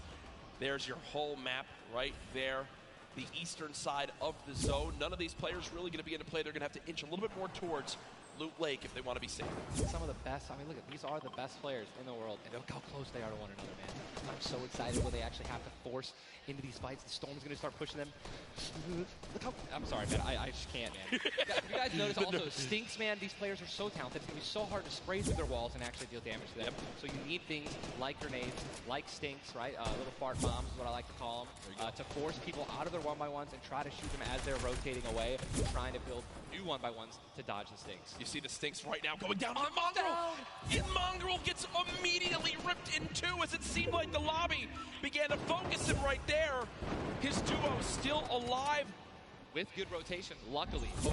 Definitely has a bunch to, to be able to play with. The next Storm Surge has begun to kick on in. Intro. 12 damage below, will have to begin to put shots down range. The zone pushing as well. So in this position, with the zone at their back, Vitro's goal, spray at players who have to push from the zone. They have one way they can go. They can't afford to take storm damage. They've got to push right at him, and Vitro knows that. Now begins the fire. Dubs just below as well. One of the players who qualified multiple times through solos and then once in duos. They also have some great rotation. 2 ballers still intact. And here's the thing that you just mentioned, all these players who are going to be rotating in, being forced to rotate in, everyone knows that. Very little ammo, though. Look, these are the last 9 assault rifle shots in Dubs' inventory. It is getting scrappy, folks. And there's the split. Still, though, only 80, meaning combined between the 2. They really only have about 150 shots to work with. The zone still pushing. 61 players left. Reminder, folks, this is game number 1 of 6 today in the duos competition. Dubs does go down as a player got that back wall. He wasn't quite ready for it. Mega frantically backing on up, trying to create some space. Will he be able to go? He's going to be able to pop that slurp. He's got the Storm Surge on. He's trying to be aggressive. Oh, he's still below, right? He's going to need to be aggressive. He won't even have time to revive his teammate. His teammate got finished, actually, so he's got all the shields in the world. He can get back up to full health. Storm Surge is still ripping him apart. That slurp is barely keeping him alive. Hitting him for 25 damage every time it winds up ticking. There it is again, dropping on in. Mega's hand is forced. Some big damage right there, still below. As players are continuing to drop all around, but Mega doing a solid job of keeping himself alive right now through the Storm Surge. Fantastic composure. Again, one of the young players on this stage looking to try to secure the title of Fortnite World Champion. No more Dubs. The duo still down. So now above. Finally above. Yep. Finally above. And guess what? The most important thing to realize, guys, look at that rotation. Yes, he's alone. Yes, his teammate's down. But he has an incredible kit to not only make it to late game, but maybe even clutch this win out. He dropped the shotgun. Okay, there you go. Got the combat shotgun, one of the greatest shotguns to have late game. Does incredible damage, long range and close range. And all the guys, the circle just rotated now into the storm. Massive amounts of distance needs to be covered. This Storm Surge is insane. It's still going on. Finally taken out. 52 players left. And this is where things are about to get serious, guys. Thomas drops some ammo right there for his teammate, Inclusia. And you see Thomas, that epic infantry rifle, one of your favorite weapons, Ninja. What is so good about that assault rifle? It 100% rewards pinpoint accurate players, right? There's no bloom necessary. Your marker, your aim is right on their head. Boom. You're going to get that headshot. You're going to get 80 points of damage. And there's now the upgraded versions, the Legendary and the Epic, have 10 shots instead of 8. So, I mean, it just packs a punch, man. It can really catch players off guard. And that's exactly what you're going to need when you're playing against these top players who will literally build and protect themselves when they get shot once. Folks, there are 45 players left in this very, very small zone. We are now on our 6th storm. You see it's about to begin to move, and players will frantically have to go across the map. Zayt and Saf right now discussing exactly what they should drop, pulling up their map, looking exactly where they have to go. 44 left in this one. We already got people using shockwave grenades, guys. This is a very far rotation for the second movement circle, so this is actually going to move very quickly. These people are going to potentially get stuck on their launch pads because there's so much frequent building. It's going to be nuts. And who's going to try to take the high ground? Because after this first circle goes, this is where people start to only try to use the high ground. And we know high ground is everything in competitive Fortnite late game. Everyone frantically moving away from the common enemy of everyone, which is that storm circle. Macwood taking zone damage. Daedra as well. King slowly bouncing on through with the shadow bomb, and does land. Storm? Yes, but taking no storm damage, just playing right on the edge of it. Yeah, right on the edge of the zone right now. Will just stay boxed up for a brief moment. As now there's 36 players remaining, stomping the elimination feed. Arkram now goes down as well. You can see the elimination feed on the top left to keep track of your favorite players. There's so much is going on. This is what tunneling is. When you hear players mention tunneling, this is it right here. You move with the zone, you tunnel your way in, give yourself cover, but not a lot of materials left. Only 22 builds, and this zone is stacked. But look who's on the high ground. It's Mr. Savage and Benji Fishing. That would be your 2 picks, so good for you. All right, I have to owe you a bet there, man. Watch that. All right. Mongo, unfortunately, do you still end with Mitro still alive? I mean, listen, people are dying left and right, being eliminated. More Savage just used another shockwave grenade. He already had high ground, though. The question is, are people going to try to take it? You know that if you really want the chance to win this, you're going to have to try to take the high ground off him or have a rocket launcher to just take him out of it. He's just so weakened. Mr. Savage just looks up and beams the player out of the air. It's all Benji Fishy and Mr. Savage in the elimination feed right now. 24 players left in this one. But 20 duos. There's almost no duos remaining, Ninja. Right, it's all solos, and this is kind of what's going to happen, man. Mr. Savage goes down. It's up to Benji, and listen, Benji's been in this position before. We know he can handle it. Nitro's still in the game as well. I just saw him. He looks incredibly healthy, but now taking some storm damage. Benji's just going to try. Look at the materials. Not a lot left. They're only using their shadows. I think he has 1 build left. Yep. That's it. That's all he has. He's got 10 total builds. 10 total builds. He's just trying to outlast as many players as possible. Remember these placement points. We've made it into our top 10 duos. Now into our top 8. Zayt and Saf now. Zayt and Saf now on the high ground. This game. One of the few, the only duo left. This has a Zayt and Saf win written all over it. Mitro, Mongrel's duo, was all by himself very early on. Still alive in this one. 40R Storm now getting beamed. Can the North American duo of Zayt and Saf close this out? Raining down fire from up top. You see the frantic builds coming in. Benji Fishy goes down. Mega, Mitro, and Scarlet on the low ground. Shots still coming on in. Zayt and Saf just sitting pretty. Mitro just got a double, I think. Mitro 5 limbs. Tries to get it done. Not enough. Zayt and Saf, 2 versus 1. Will they take game number 1? Yes, they will! Zayt and Saf had the high ground, and they used it the entire game. Rain fire from above. We're able to make up 5 limbs plus 10 placement points. That's going to be 15 points. Game 1. Talk about a monster game number 1. You saw the immediate reaction. They know how key that was. And I've watched so many games of competitive Fortnite, Ninja. They were the only duo left with still like 18 players remaining. Yeah. When they get the high ground like that, they send 1 player down to get close. Scarlet was already weak, and there's just no shot. In the end, the veteran players of Zayt and Saf take game number 1. And you know, Ninja, that was a big topic of conversation. Players with LAN experience, players who've been around the Fortnite competitive scene at these major events for a long time. Will they let the nerves get to them? Guess what? The answer is no. Zayt and Saf take game number 1. Kept their composure. It was absolutely incredible to watch, man. And seriously, these guys have been absolutely dominant in the World Cup qualifiers online. And it's only fair that they continue to show their dominance here at the actual World Cup stage. Brilliant performance. You know that their game plan is always last as long as possible. Absolutely. But the fact that they made it through those storm surges, even with them not getting very aggressive, they had 0 limbs down to those final few moments. Mr. Savage and Benji Fishy, we have to talk about them for a second as well. The European young duo. They were on the high ground. It was looking good, Ninja, but so many players focusing them, the shockwave grenades as well, and they had no healing left. It's unfortunate, man. We have a group full of these players who are literally the best in the world. They know exactly how to win, right? So if they don't have the high ground, they know that whenever there is a moment that they have to shoot the high ground out with rockets, shockwave grenades. I think that's actually what happened. I think someone shockwaved up and knocked them off the high ground. Yep.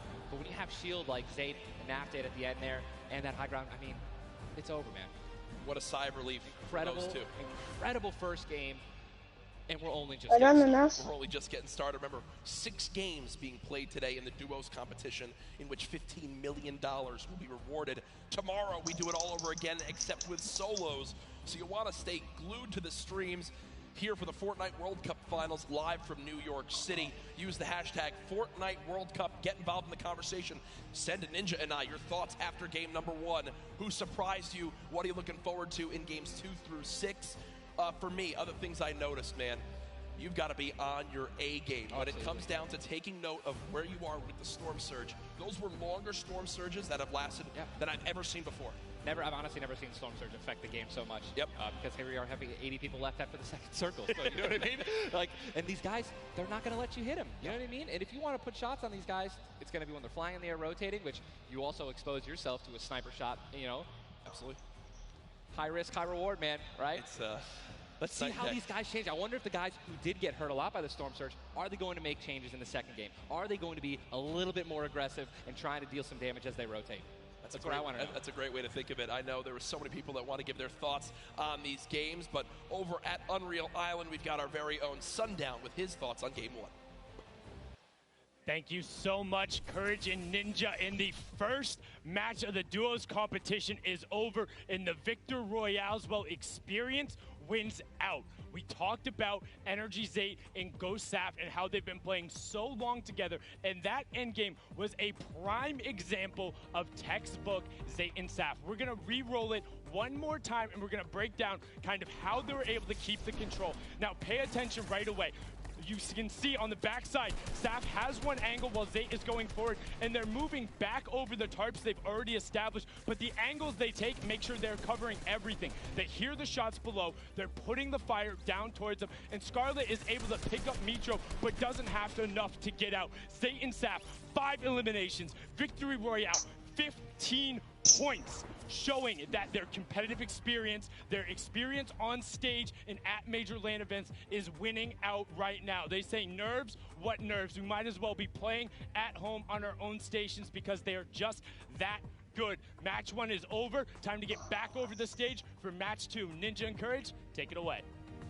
Thank you very much, Sundown. Great stuff as always there from Unreal Island outside of the venue, enjoying the event themselves. But again, game number 1 in the books. Obviously, so many updates to see exactly where we stack up. In the end, those final moments can be so hectic. So before we hop into game 2, we will have a standings update for you all at home. Who do you think's up top of it right now? Well, guess what? It's Saf and Zate, but...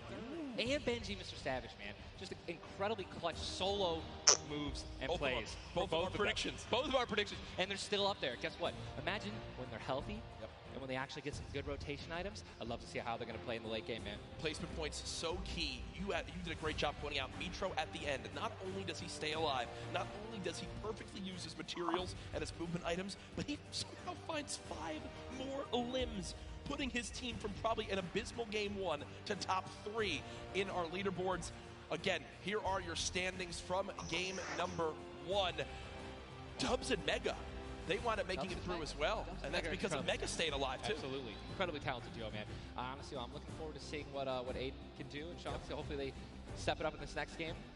Game 2 is about to get on its way, man. Are you ready? I am ready. Ladies and gentlemen, in this sold-out arena, are you guys ready for game number 2?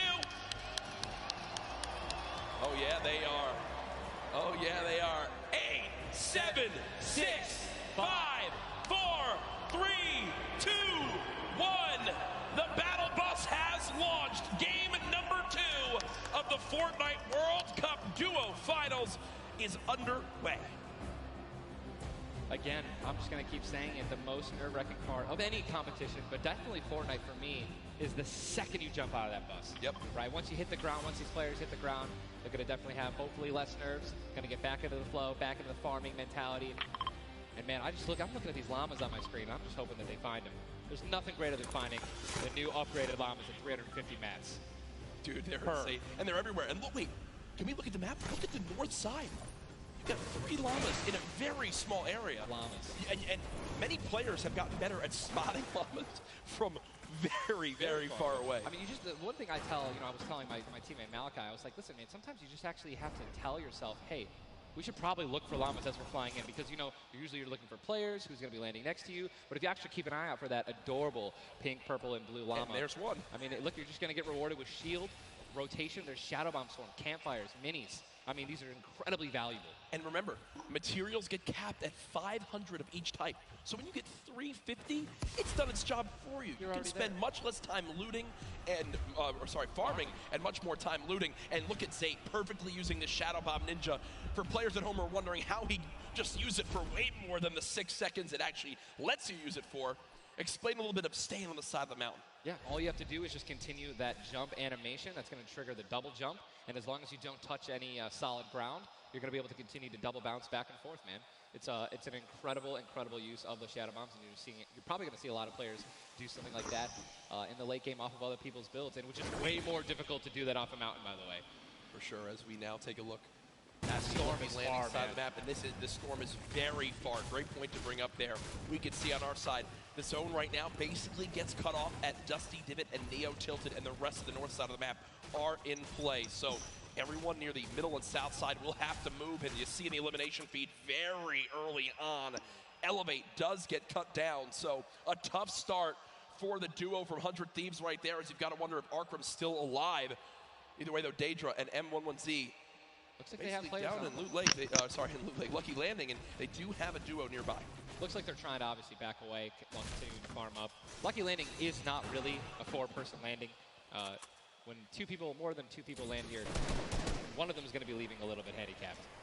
And Yuang in a fight right now, popping that last big shield, so all of his damage that he will take from now on will be permanent unless he gets an elimination and gets.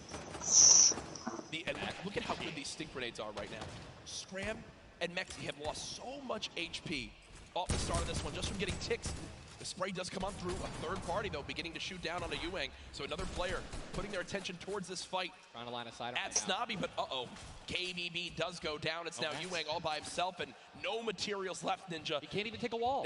They're really, this is an abysmal position to be in. Yuang knows that, trying to fall back to his teammate to maybe sneak a revive, but I just don't see. A lot of these players really are kind of hesitant, you know what I mean? They don't necessarily want to push. There is a third party now. They don't have a lot of shield. Are they going to get it off the right play? They're going to push forward. Yuang no shield, and he's going to get the double! He's going to get the double and the revive on KBB, and there was some delicious shockwave grenades that just slid down the ramp. Yuang takes them down. The 4 builds left. I believe there was some help. The shots that came in from that third team getting nearby, which weakened them at first. Yuang gets the cleanup on the last one right there. What a swing for the duo. Shot does come in onto Keys, though, as another fight going down just outside the desert side of the map. Keys and Slacks up against 2. Running out of materials already, and guess what? These guys are at the farthest point of the storm. Yep. So this is not, they can't afford this fight, right? The longer this takes, they're not going to be able to get materials. They're going to be burning all the materials in this fight right now. So they're definitely going to need these elims to make up for it. That was and he took the knock on Landjock. And Landjock and Punisher went down early last game as well, and it looks like Landjock will suffer the same fate here. Upgraded combat shotgun, you know he's going to take that. Punisher trying to make some plays here. Still, now it is a 2-on-1 situation. Just need to play the numbers advantage. And again, Storm is about to start moving, so they're going to have to make some plays sooner rather than later. No ammunition. Very few builds. No shield. This spells disaster, and Punisher goes down, and there's the frustration in the player camera right there. Slacks and Keys, 2 quick eliminations. But you mentioned they can't afford to do that. It takes so much time in that fight. They've got to go very far still. Now over to Neo Tilted, Clicks and Skeptic in a fight. Got some shield. Doesn't necessarily want to use this mini to only get a 10. And he looks like he's trying to obviously take some walls, help his teammate out. No, he's getting taken. With the trap kill, he's going to get the knock. Unbelievable, incredible place. Bad Sniper goes down, and now he's continuing to branch out. When you guys are in fights like this, you always want to do exactly what he's doing right now, which is branch out, continue to build these little 1x1s with pyramids, try to confuse your opponents of where you actually are healing up. Skeptic, just 8 builds left. They're trying to stay alive right now. They do have the number advantage. Clicks has time to pop 1 mini, and it looks like they're going to go for it right now. They made the conscious decision to try to build out, but no. They back up for a moment. Finally gets a shotgun. Yep.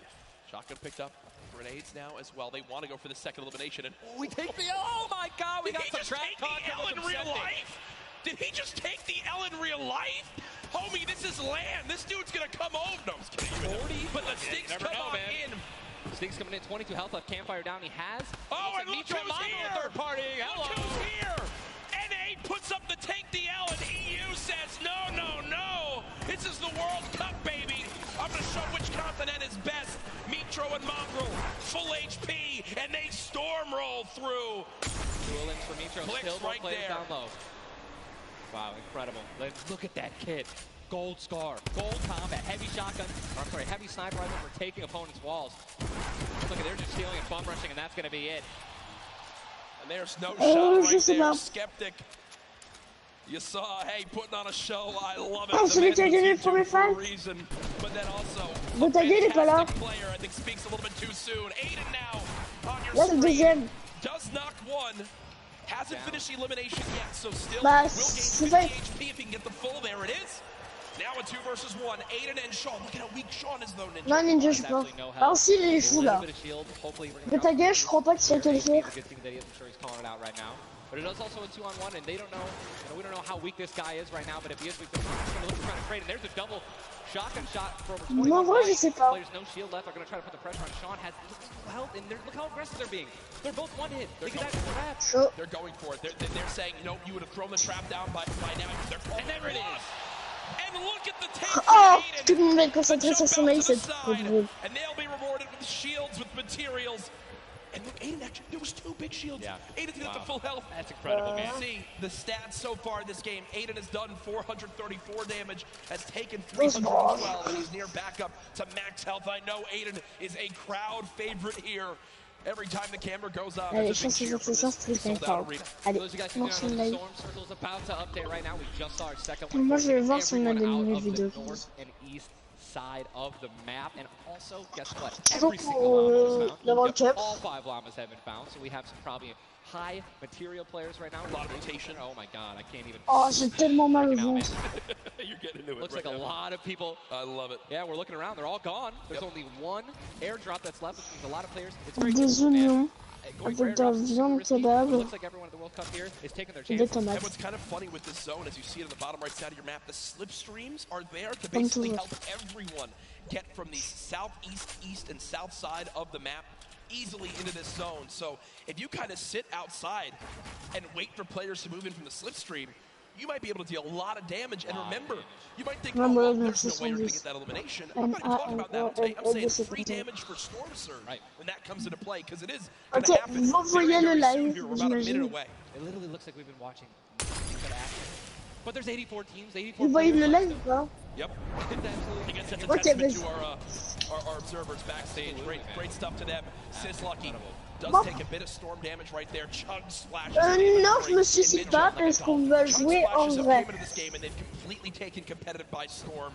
Are they the best healing item currently in this meta? I think that there's a lot of items that get added where, you know, not everyone is all unanimous about it, right? Some people do not like it. But let me tell you something about these splashes. I don't think I've ever seen more positive, you know, reactions. Est-ce que toi tu vois l'écran en bas à gauche? Then when chug splashes were added. I mean, nothing but positivity on Twitter. It was absolutely incredible. Du coup, les abonnés peuvent, pendant qu'on est là, ils peuvent en specter. Just some delightful posts. Those of you guys who don't know what they are, each one splash, they come in packs of 2, you can stack up to 6, they give you 20 health or shield, whatever you're missing. And they're instant. You throw them down the ground, and they can be used to heal you and your teammates around you, as well as, if you really want to be a troll, your enemies that you've knocked. Here are Mongrel and Mitro in the zone, and you talked about this inventory. I'm going to come out and say it right now. There is no way someone in this lobby has a better inventory than what Mongrel has right now. And when you come into this... Bon, moi après, je vais changer de skin pour la World Cup. So they're in a position right now, Ninja, where they have a pop-off performance right here. With only 6 games being played after the first 2, they could be your leaders. Absolutely. I mean, they were only 2 points away from first, man. Yep. And they didn't even win the game. And Mongrel went down early before placing points were even... Ok, d'accord. In another fight with Quentin and his squad. Sean trying to take some walls here. And he's out of light ammo. Out of materials. And he's out of materials. So he can't even spray right now. The only thing you do is spray an AR, and that's not really... Essaie de me cacher. Players are actually trying to take walls. Well, the player tried to drop a trap down low to bait Aiden, but Aiden does not fall for it. This season veteran. Je suis sûr que j'ai 3 de me cacher. Players beginning to spray on through. Stink bombs dropping, and there's one of them. Another shot comes in. Gets his shield. That's why he went for the thirst. Yep. and grab the mats. 365 mats now. He is, or more than that. He's got. Get out of the stinks. They've got to get out of the stinks. So weak 2. Look at how weak they are. And don't No, Simon. I think that's exactly what they did. They split up. Now he's trying to take them one by one. He's getting pushed by more than one person. Quick reaction from Aiden, but this looks like it could spell disaster for the duo. Damage dealt 639. He does go down, though the quick edit comes through. Plays. Now it's up to Sean. Can he clutch it? Only 2 HP. Got some minis. Picked up some ammunition now for his minigun. But looks like Spades is just way more healthy. And obviously there's 3 other players who are around him as well. So what's he going to do? Looks like he's going for high ground. Smart play, but he's out of mats. Oh, no, he does. He's got wood. He's good. Okay. He's both freaked out. Put himself in a nice pyramid. For those of you guys who don't know what a brick or a metal pyramid. Big thing to note. Look at the zone. He has to push. That's it. He has to push. He has 52 health, but the zone is right at his back. He's got to go. Don't even worry about Storm Surge. They're 446 above as well. Has a shot, and he's going to be taken down. I mean, that's just the worst position to be in any competitive game, is being weak, low materials, low health, and being forced to push in. Every time you watch Aiden and whoever he's playing with, they are always the most aggressive, it appears. Yes. If you remember the famous moment, I think for me, arguably one of the most famous moments in Fortnite competitive history was the Nick Merckx and Aiden duo where they made it into the big about a year ago. Oh my God. And a crowd popped off. Well, they're always scrappy getting into eliminations. Here, the stat popped up for a second. Aiden and Sean had done 680 damage in the game. The average in the lobby was 80. They were 600 above in this lobby already. Unfortunately, though, when you fight Mais je crois qu'il voulait troll les chercheurs. Speaking of potential fights, here's Sizzlucky and Brush, who we saw non, ils ont pas réussi. Ça s'est retourné contre eux. Now in another tough spot as they're both low on shields. Ok, je serai soit une pomme, soit une orange. Bon bah, je serai une orange parce que je suis proche de l'orange. Attends. Par contre, avant le troll, faut savoir troll. Hein. Non, en vrai, ça va, c'est simple la troll, ça s'apprend vite. T'as juste à bien savoir contrôler ton perso. Ouais, mais moi j'ai l'habitude de troll.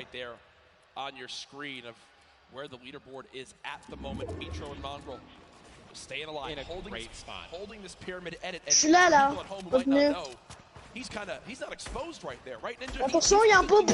Correct. As you guys are moving through a pyramid, you hit edit on it. You cannot be seen, right? No. You can also see through it. It's a very amazing feature. Fortnite.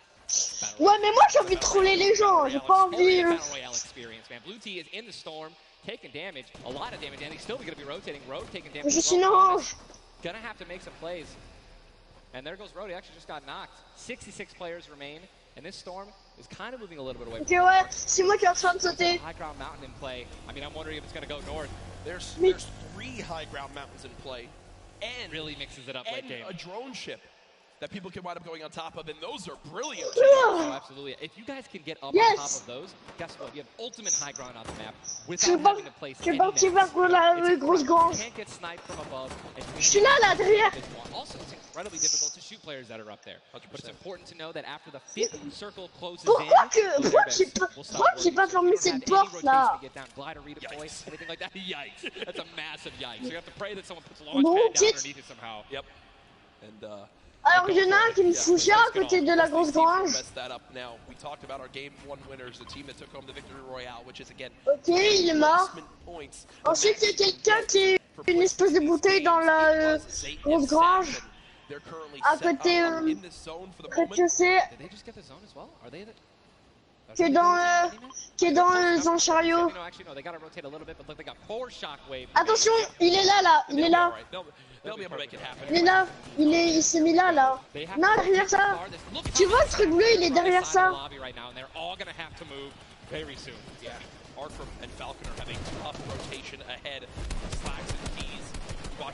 Ici, il se barre. Il est là où il y a toutes des bottes de foin et une pièce. Maintenant, il essaie de troll, il est là où il y a une chaise.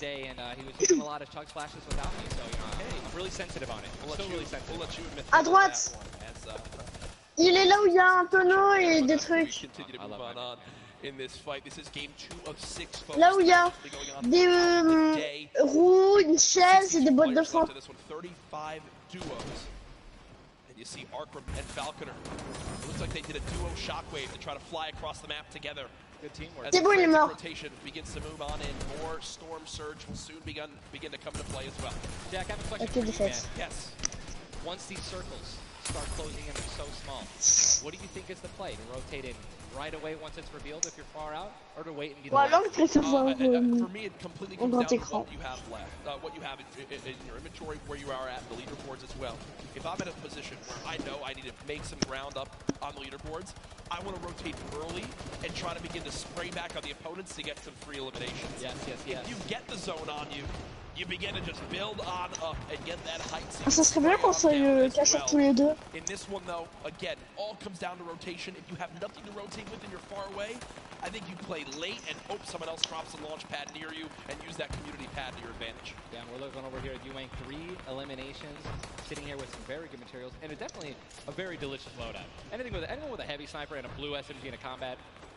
And remember, he started the game in Snobby Shores with that clutch when KBB did go down, so they're still in this one because he still has that beautiful blue combat where he clutched it with, man. Yes, he does, and all the materials he could ever ask for, nearly 100 builds in this one. You see they're marking right now. I think they have a double heavy sniper combo. They're either marking double La World Cup. Ah oui, mettez dans les commentaires si vous pensez qu'un jour on sera à la World Cup. Oh, they do a double heavy sniper. Ninja called it. The man knows. They see the combo. Toujours, je sais pas, moi je sais pas. This is exactly what Jack talked about earlier. You need 2 walls, 2 layers protecting you from one of those walls, so that double sniper will not take you down. But they've got the tools, the key to open all doors, as I put it. In this zone, Ninja. It just moved over a mountain, man. It just moved onto the side of the mountain, so high ground will be in play. But at the same time, Ninja, half of the low ground still in play, so it's not as bad a position for the low ground players. Here's a look at Mongrel and Mitro. Remember, Mongrel did go down early on in the last game. Ah, dommage. En fait, c'est toujours moi qui cherche un peu mieux. They're far above this Storm Surge, so they're good for the moment, and there's the replenish from his teammate in Mitro. 64 total builds left. Always see them doing this. They always split half and half match with one another, and then they go and collect the others. And it's just a perfect way of making sure that you guys have equal material. Look at how weak Sap is. Sap just sneaking up through with that Shadow Bomb. The spray coming in from Mongrel. Stink Bomb is hit as well. Everyone focusing these players on the outside. They've got the minigun firing too. The lobby now picking up quick as we move into our pit zone. The storm is closing in, and that's going to be forcing everyone to get into where the safe zone is right now. It is moving in towards Pleasant Park. This is absolutely insane. 51 players still remain, by the way, in a circle this Oh, lui, il est grillé. They're just trying to get as many limbs possible as people are rotating in. Mitro on the bottom right of your screen with that minigun has 631 bullets to spray down with Mongrel in a fight. Gets one player weak, but does have to back on him. Didn't get the clutch. Someone else stole the kill from him. Mitro gets chunked as well. Grillé. Still have a launch pad, but again, when you're in a situation like this, low ground, they're getting sprayed with nothing but grenade launcher shots and frag grenades, and they're both going to be eliminated. And Mongrel also, sorry, Airwax just went down as well. And you see Cease in the elimination feed. Does look like, remember early on, Elevate did go down. There's loot looks so delicious. They go for it. Zane and Sap, do they do it? Do you go for it? There's a launch pad there and so many materials. This is game-changing loot right now. They've got the builds to go for it if they want. They're gonna do it. They're gonna make the play. A gold combat shotgun too, man. Zane and Sap uncontested. That's one of those risk versus reward plays that can help set them up for 2 victory royales in a row. Mongrel and Mitro's loot too, man. Oh, that was making a that was juicy loot. They're making a statement saying, "Listen, we're from NA. We're here to play." Oui, je sais que c'était caché là. They took them out, but they're definitely taking their loot. Yeah, for sure, as they are still above this so great. Bon, allez, tu vas aller troll ou pas? Both have 2 shotgun grenades, and they're gonna go. He didn't get it though. They tried to get both at the same time. Gonna be flying, and this is it. Another massive rotation going to be taken to the center of Pleasant Park. They're 167 damage above the threshold, so they're looking pretty good right now. The question is, are they going to keep mid-ground, go for low ground, high ground? What's the play? They didn't get the full launch pad. He might have to use his own. Yes, he does again, and that actually works out. He hits his head on something, which takes him down from having to, fly all the way up and get beamed. They're going to challenge high ground right now. Zayt and Sap looking to do what many would think was impossible, which is win back-to-back games in the stack lobby. Just saw Falconer in the feed as well. Arkram with an elimination too. 13 duos left as we're moving towards the placement points, Ninja, and these duos know exactly that. 3 points if you make it in the top 15, which could be the difference between first and dead last. What are they gonna do? Are they gonna prioritize rotation in and not taking damage, or are they gonna try to play it a little risky and go for the elims? Mais non, je déconne. Et non, moi je suis shotgun shots, AR shots, someone suddenly taking the high ground on you. So it all depends on how their play style can unfold, man. Many more duos remaining in this game, unlike the last one. Saint with another elimination right there on a KBB. You got Snappy and Red Rush on the high ground, and Sav over the play. The high ground goes to the high ground. Take, will he get it? He's gonna get it. He has it. Saint's got high ground. Saint has high ground as they go to try to push for 2 victory royales in a row. Saf is there as well, but Snappy just appeared right behind Saf and shotgunned him down right there. Zayt right now is gonna have to concede to the high ground, giving it to Snappy. And he's just gonna have to stay alive as long as possible, try to get some placement. He is obviously a talented player, top player. He can definitely make something happen, and I'm interested to see what he's gonna do. Cease has been by himself since the first moment of this game when Elevate went down at 98 players remaining, and he's somehow still alive. There goes Mega. You've got Darox and Item on the low ground. Vorwin getting chopped down as well. Zayt with about 100 HP. Uh-oh. Here comes Vinny and Zexro. They're trying to challenge for the high ground. Keys right now being held in the storm with 5 elims. He's going to be eliminated from the back. Pourquoi? Zayt taken down as well. Snappy still with the high ground. Zex and Vinny and TSM crew. Looking good, and they're going to take it. They just took high ground. Snappy gave it to him. And they just got the high ground. Great use of the shockwave as well. Vinny as well as Zexro on hype for the moment. 5 eliminations so far. They're putting their names in the hat for potential victory royale in this game. Go down, right? They want those limbs. Forward now Mais with je t'ai rien fait, j'ai senti son bleu. Players left in this one. Zexro and Vinny sprang from the high ground. It's a 2 c'était toi que j'ai tué. The player right on the edge of the zone. Ah. The shockwave into the air. And Mais he's going to trap on down comment? the hype for the moment. The spray coming on in. It's not La enough. royale. Zexro and Vinny. TSM takes game 2 with style. Both alive. You love to see it. Mais je suis mort. The victory royale and 7 eliminations. Look at that. Vinny's hyped, and Zexro looks like he was stunned. They forgot his fries on a fast food order. Why am I thinking about food? Oh my, you know, Jack, it's pretty expected at this point. But God, it's unreal. 2 NA teams have taken game 1 and game 2, and honestly, I think that we can all say that the teams hyped up the most have been even. Guess what? Mongrel and Mitro, man, they've also been performing well. They still have so many points from eliminations. J'ai pas envie de me mettre en humain. They were perfectly in sync. They're even jumping and shotgunning at the same time. Vinny pop Mais je l'ai même pas fait exprès. Zexro's about to start cranking 90s or default dancing in the lobby. Like he's trying to talk about literally what are they going to do in the next game. Yeah. Like that's what that focus is. That reminds me, I've been in this situation before. He grabbed his hand and shook it for himself, man. That's a top teammate. Juste une balle. Great synergy. What a start to today's competition. The energy in here is insane. I am looking around and there are thousands and thousands of people filling up the Arthur Ashe Stadium live from New York City. Again, my name Jack Courage Dunlop. Une balle, pas plus. Une balle, pas plus. Is the first ever Fortnite World Cup Finals. Ouais, là ils sont sortis. Excuse-moi, ils sont sortis.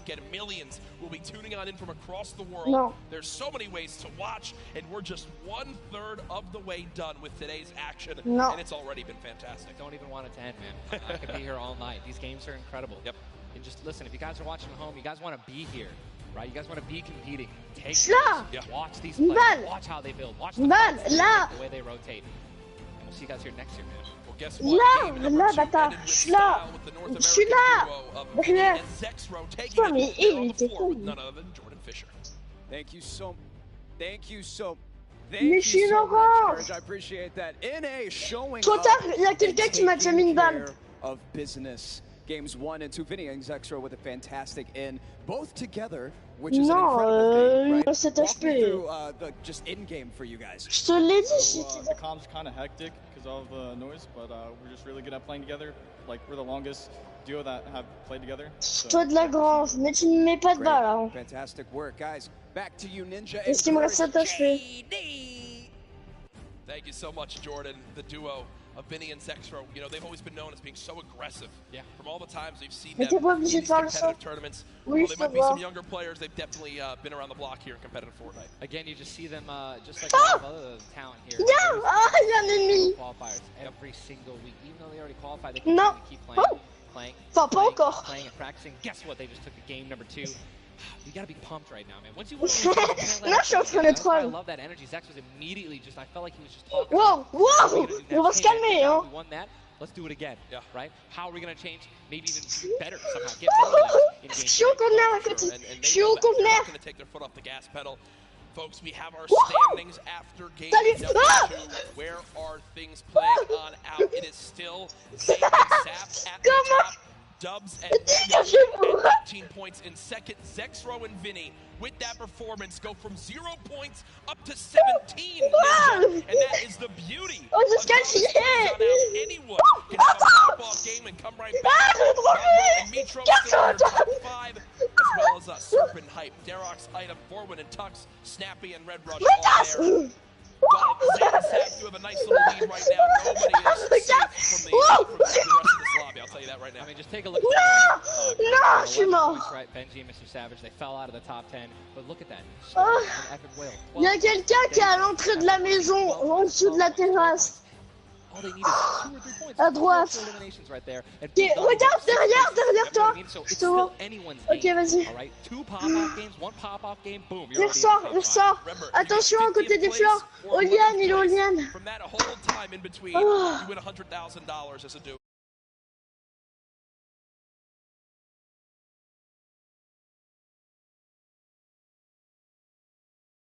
One-third of the way through the action today, but I know we've had a lot of fun up here, Ninja. What an absolute blast. Ladies and gentlemen, be here, man. can we give a round of applause to Ninja for hopping in for some guest casting? What a great job. Thank you, man. Always a pleasure, brother. Pleasure to be here. That's going to do it for us for now up here on the caster desk, but I know Zeke is down on the floor with some notes for you all. Thank you guys so much, man. What an awesome first 2 set of games from Sap and Zay locking down the lobby to Zexro and Vinny just coming in super clutch. And of course, guys, you've been here. We got to see Ninja. He got to go ahead and commentate some games. So what I want to know from you is, have you guys had a good time? Have you enjoyed it? If so, let's just let me hear you. You know, that was so. Let's pretend I didn't ask. Have you guys been enjoying yourselves? That's what I'm talking about. Obviously, we've got quite a bit more games left to get through, but, you know, if you've been watching for a long time, you know I'm a big fan of everyone that loves Fortnite. It's all about bringing people together. And I like to say Fortnite fam. That's my thing. That's what I do. And, you know, there's actually a lot of people from around the world that have come here to compete, to watch, to be part of all of this. And I thought, what better way to give back to you guys than to teach you how to say Fortnite from all around the world. So in just a moment, we're going to take a look at a video, and I can't wait because this is actually the first time I'm seeing this. A lot of work went into making this happen, so I can't wait for us to watch this together. Let's take a look.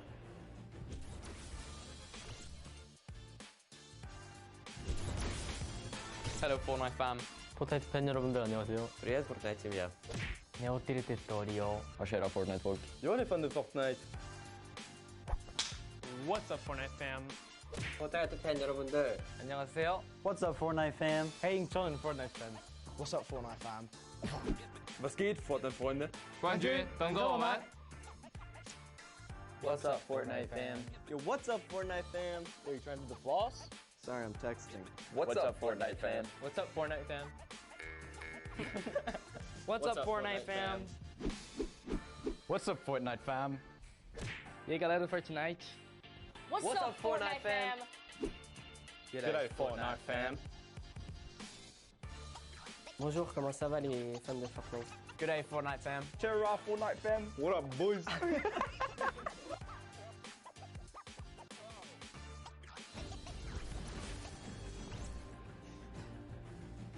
That was even better than I thought it would be. Just embrace it. We, as a collective, are the Fortnite fam. Get used to it. We're here to stay. Now, guys, you know, there's a few more things I want to take a look at before we hop back into the next game. One of the things to kind of do if you're here or if you're at home, you've been watching, Ninja actually had a pretty dope hoodie, a World Cup kind of exclusive hoodie.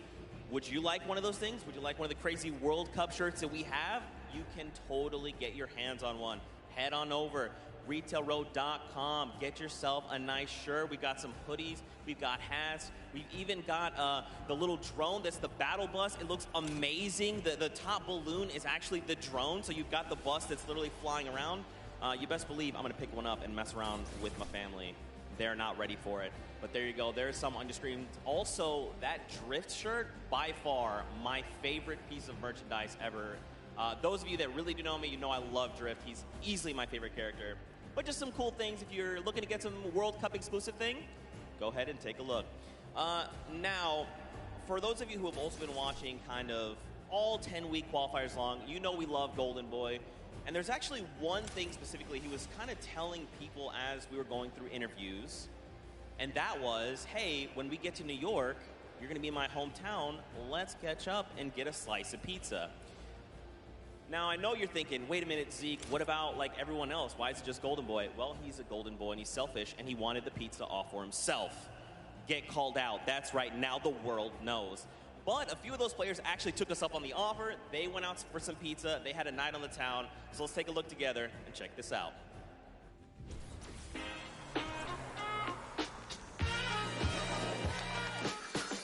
New York City. We got the Statue of Liberty, Central Park, the Empire State Building, and the first ever Fortnite World Cup Finals. I couldn't be more excited about the greatest Fortnite players from around the world coming to my hometown to duke it out. But before the action started, I took World Cup qualifying players Aiden and Chinkin out to show them the Big Apple, starting with PC Gaming Cafe, Waypoint. What's up, boys? Hey. Welcome to Waypoint. Good to see you. Good to meet you. Good to meet you. All right, fellas, let's go and grab a drink. Let's go. All right.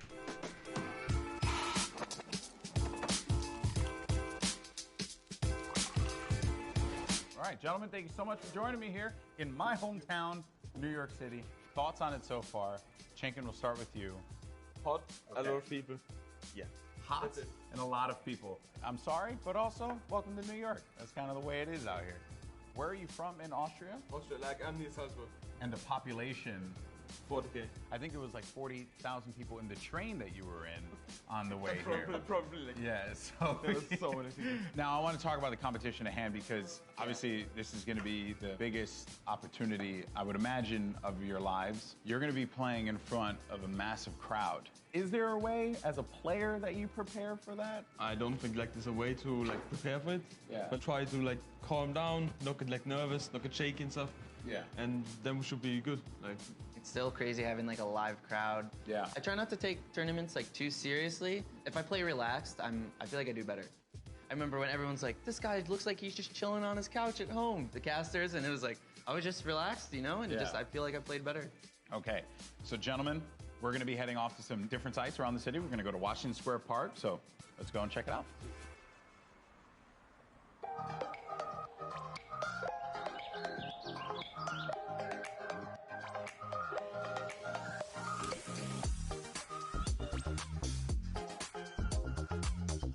All right, so now here we are in Washington Square Park, gentlemen.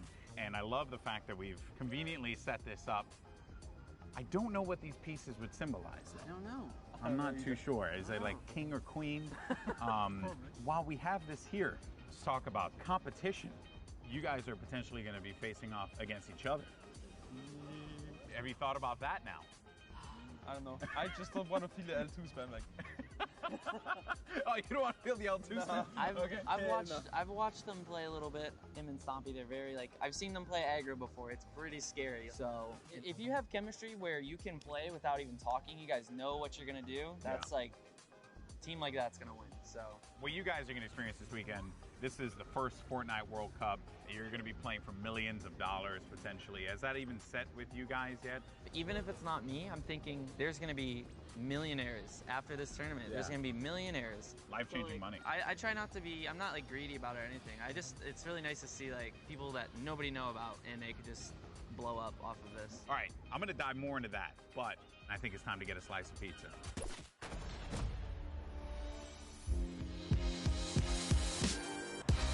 Take you out for a good pizza. We'll get some pizza to give everyone pizza. Yeah, I'm gonna show up with 2 giant boxes of pizza. Say I won't, Bala. Say I won't. And I kept telling people, hey, I want to get a slice of pizza with you. You know, all the players, and they all ignored me. You know? So thank you guys so much for coming out. I really appreciate it. Obviously, this has been an incredible journey for you all. You're now on the precipice of one of the biggest events in the history of all competitive gaming. I'm happy that it was a fair chance for everybody, you know, open qualifiers. Yeah. You could have no exposure, but if you're good, you get in the tournament. So yeah, I'm just really thankful to be here, and I'm gonna enjoy my time here. Yeah, we just try to like make our fans happy. I'm really looking forward to play on the stage in front of the 100,000 people. Do you feel like the fans and how they've been supporting you all on this road to this, do you feel like that adds a little bit to this pressure? Honestly, it gives just more support for me. I feel more like happy to be here when there's all these people, whether they're rooting for me or other players. Fortnite's grown so much, and I just can't wait to see all like the crowd, and I know it's gonna get bigger and bigger every event, so. Fellas, best of luck at the Fortnite World Cup this weekend. Seriously, nothing but the best for you, but we're in the thick of things here in New York. So I think we got to get some more pizza. You guys down? All right, let's do it. New York's got everything, and this weekend, most importantly, it's got the Fortnite World Cup. Now that these two have had their slice, let's see how they handle the competition.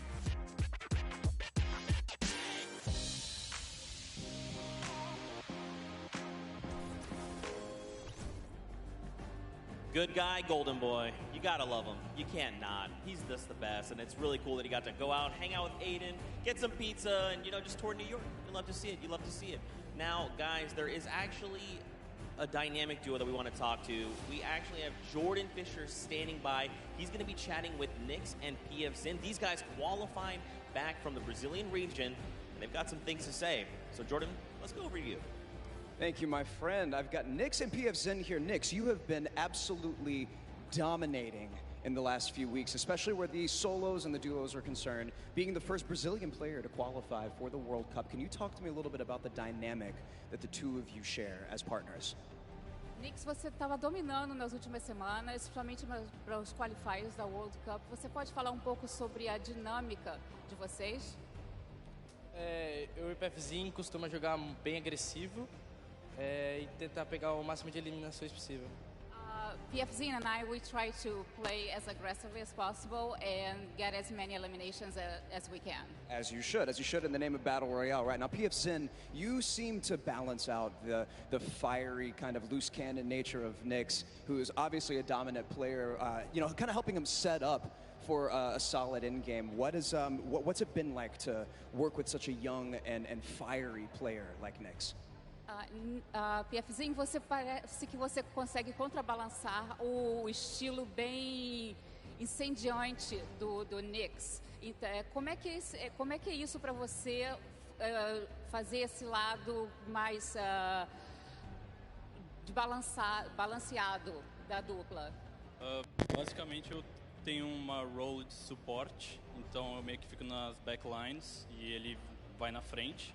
Quando a gente tem o high ground, por exemplo, ele tem a função de ficar embaixo matando todo mundo e eu controlando o high ground. Basicamente é um lado mais estratégico, enquanto ele é o lado mais agressivo. Basically, I have more of a support role. Whenever we're in high ground, I'm just more in the background supporting him. Like he has a more aggressive role. Setting him up. Yeah. To fire the loose cannon at the end. It reminds me of the very W key in a West that I play on all the time, and that has really, you know, just got me cranking my 90s on a regular basis. You know about that courage, right? Am I right? Back to you. Whoa. Jordan, it's back to me. Come on, Courage, he's just found the chicken parmesan. Someone whispered the word and he went running. You just see it. Also, big shout out to Nyx and PF Zin. I actually chatted with Nyx very quickly. He walked up and was like, "Hi, I'm Nyx." And I'm thinking, this guy knows how to talk. So I talked a bunch of stuff, told him how much I loved him. Turns out he didn't understand any of it. So I had to get a translator and tell him that I love him. But that's how things go. Now, of course, guys, I know what you want. You want more games. We have 4 more on deck. So I think for now, we're going to send it back up to Golden Boy and Monster. They're going to get us into these games. So how's CJ Mike Realm? Play us in.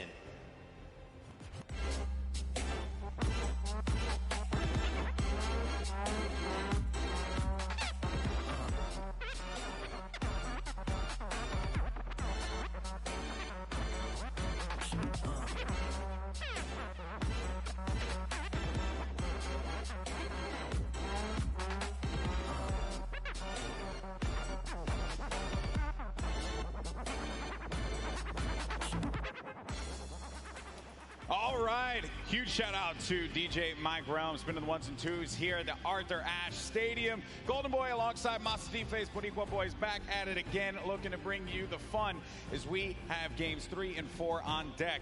And so far, this has been one of the most exciting events I've ever been to.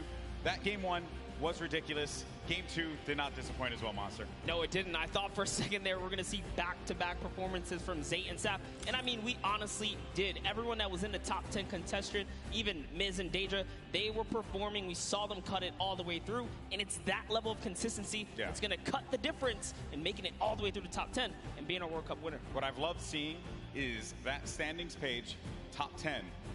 International through and through. You got the Japanese players popping off, European players popping off, players from New Zealand. Everyone's putting in every little bit they can. But folks, it's now time for game number 3. The players are all loaded up in the battle bus, and we are about to take off. Let's see who's going to get that much closer to raising the trophy and being your Fortnite World Champions of Duos. Here we go. Keep it going, Golden Boy, because we are jumping into game 3 as these cameras populate. Your favorite competitors are here. They've made it this far. It's the duo competition. If you were nervous before, hopefully they kicked the bucket over this little break here, and they're back, and they're recuperating. I know I practically kicked the bucket after Vinny and Zetro won game 2, man. I was feeling it, man. It was nuts. And there they are on your screen. So the drop for the bus here, it's going to be a north to south one going right over that ice biome. It's going to cut pretty much center of the map there. And Vinny and Zextro, I'm very happy that they're performing this well, Monster. This is a duo that had so much success. Even going into the World Cup qualifiers, we all were like, yeah, this is a duo that definitely should make it. This is a duo that, hey, they could even win the whole thing. Yeah. Then tragedy struck as Zextro had a few problems with you know, arthritis and different things with his hands. And I'm make sure I'm getting that right. And I'm just bummed out about that. Good to see them here showing up, man. That's huge. I mean, that's what you expect of our competitive veterans, specifically Zextro, Vinny. They go back to as many of the LAN tournaments that we've seen, as does Zayt and Sap. But anyways, in here we have UN KBB. He's going to take down Mexi. Is Scram close by? Is he close enough? And this is a battle going down in Snobby Shores. So off the rip here, we have players getting dropped. That's actually going to be our first elimination. Lucky for us to catch that one. But there's shots coming in from the Viking Island right up above. And he just kind of turns the corner, sweeps him up, catches that full elim there. So that's his now. Got a little toe-to-toe action here, Golden Boy. Very rough situation to be in here, but Zextro now looking to engage in this one. Potentially here is going to have... We're going to go over to his POV now. Kind of get, it's a little wild, man. It's like just getting the bearings all together here, I think, for the players as well. That moment where they can just have that conversation. What are they going to do? How are they going to just implement their strategy going into the next game? What is that strategy going to be? Do you mix it up? Do you change your drop spots? These are things that are going to be so important for these players. The time that they can take to just communicate with one another. Now, Scram looking to be potentially in a world of hurt here. We heard from Nyx, PF Zin earlier on. This is the Brazilian duo. I don't think they know that. Yes, Scram, they're going to be on the hunt for him. So they know that he's around here. They're just trying to sniff him out. Yeah, and if you were in the Players Lounge, you could feel the tension, specifically when we brought up the Brazilian duos, the Brazilian players. These guys qualified, and they qualified with heavy elimination. Nyx especially being one of our only players to like literally qualify as hard as you can in the, you know, for the weekend. He was at it each and every week. You constantly saw him at the top every single time. It was so impressive, and also qualified for solo, so we'll be seeing Nyx tomorrow. And then you got Scram. He's got 2 eliminations. but he's just hiding this one out. He hears them making all that ruckus, all the noise around him, and Scram just does not want to give up his position. Perhaps he grabbed his teammate's reboot card. He's maybe looking for that play. But Nyx and PF Zin, they have to have an idea of where he's going to be located here. Yeah, he does not want to give up his position here. He's actually just hiding in the basement right now, hoping that these guys just kind of blow by like dust in the wind right here. As Nyx and PF Zin, they think it's clear. They think it's all good because they came in and they just wrapped up one of the other players. They actually didn't initiate the battle against Mexi and Scram here. So Scram might just get lucky and be able to kind of sneak on by as he hears this powerhouse duo, this Brazilian duo, kind of loot their way through and make their way to the zone soon. And loot they definitely will, because they're getting a lot of resources out of this. Scram over in the distance, he's going to be out of there, but now we're making our way over to the action. It's happening with 7SSK7. Got Spades and Crimmed now looking to push on for this fight here, potentially. Got some shots going off. Crimmed is going to play that overlook position, getting challenged there, and trying to use that advantage from the download, a little bit of that right hand, right? Just see if he can get a peek in there. Does get tagged up, Crimmed. Guy does back away there, does manage to build out. And Spades is going to force him out. There you go. So they're just right now playing for that positioning, and I like the fact that they're using these, the natural high grounds, right? Get to the top, hold it down. Don't really focus too much on just trying to get in their face quite yet. Give yourself that moment of opportunity and really get a lay of the land, and then going for the engagement. Yeah, absolutely. The best duos will try their best to isolate their opponents, really force them into, very weird situations like this, force the 1v1s, and hopefully get those free shots and then pursue the push here. So again, look at how now they're split up again. So Spades and Crims are doing a great job here pressuring and isolating their opponents right now. And so far, they're definitely dictating the pace of battle here. Yeah, that's what they want to continue to do. They're suffocating them. Plain and simple, right? Not letting them get any kind of movement there. I mean, Jamside and 7SSK7, they're having a conversation of what the play is. What is the movement going to be? But Crims and Spades are not going to allow them that opportunity to breathe. That's going to be the down there. Crims managing to knock down Jamside. He's looking for 7SSK7 around the corner, and that's going to be the elimination registered. Both players are going to be out of there. And a big win there for Crimson Spades. What a clean push right there. Crimson Spades have so much to prove here, because when they qualified, they were kind of looked down on, like, wait a second, was it luck? Was it not? No, they're here to show it off and show why they're at the World Cup Finals. But now, hopping back with Miz and Daedra, we saw them have a great game one, came out top 10, and they're still in the running. They're in about the top 10 right now as well, based off of eliminations. Not necessarily picking up too many placement points. They're heavily dependent on just piping up these players at these points of interest, and looks like Lucky Landers is theirs right now. And they'll have that, but let's see. Miz and Daedra, they linger about it. I love the fact that you go to this hot spot here, so there is going to be a bunch of free items that you're going to be able to pick up on. Also, you're going to have that circle advantage. It's right there, so you don't got to worry too much. You can continue to focus on looting. High ground has been lost, though. Miz needs to be careful. Where's Daedra at? He's going to be right next to him, trying to get these angles. So what they have to do, they have to stick together. Looking for the sound cues right here. Can they find their opponent, catch a nice little low ground peek right here? Low ground is definitely underrated. If you can just kind of peek out, catch a big shot, you're almost guaranteed a headshot, which is a big multiplier. Yeah, players don't really think about that, right? Like you always see Fortnite players go after the high ground. That's the bread and butter for a lot of players that play this game. But you know better than most that the low ground can pay dividends for you if you know how to take advantage of that positioning, and maybe some overzealous players to try and get aggressive on you. You got Gustavo along with Wishy. I'm actually very interested to see if Gustavo's going to lead this push here, because specifically between these two players right here, this duo, this Brazilian duo, Gustavo doesn't necessarily lead the pushes. It's Wishy. Wishy's the aggressive one here. So he has the ultimate high. He's always looking for the shot. What are they going to do? It's just a nice standoff. Yeah, and that's this whole event, right? Players have just been very cautious about what they want to do. They are not trying to get too aggressive in these fights. They know what's on the line here. Millions in prizing is on the line. You do not want to make a bad decision. Be one of those teams that are eliminated out early on. But Gustavo's going to be putting shots down. focusing this player, forcing him to actually build up. He has no builds to work with as well. 19 HP remaining, and just a hope and a prayer, but unfortunately for him, that was not going to be enough there. Gustavo's out wishy isn't going to happen for him either, and Miz, he's feeling it. That's going to be 2 elims for this duo. You gotta love the snarky little smirk right there on his face when you get those 2 points. Smirky. Feels so good. It's really good. It feels really good. And then Volks and Parpy, and look at this. Parpy actually dealing with this battle.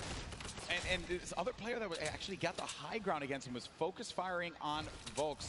Parpy pushing back here.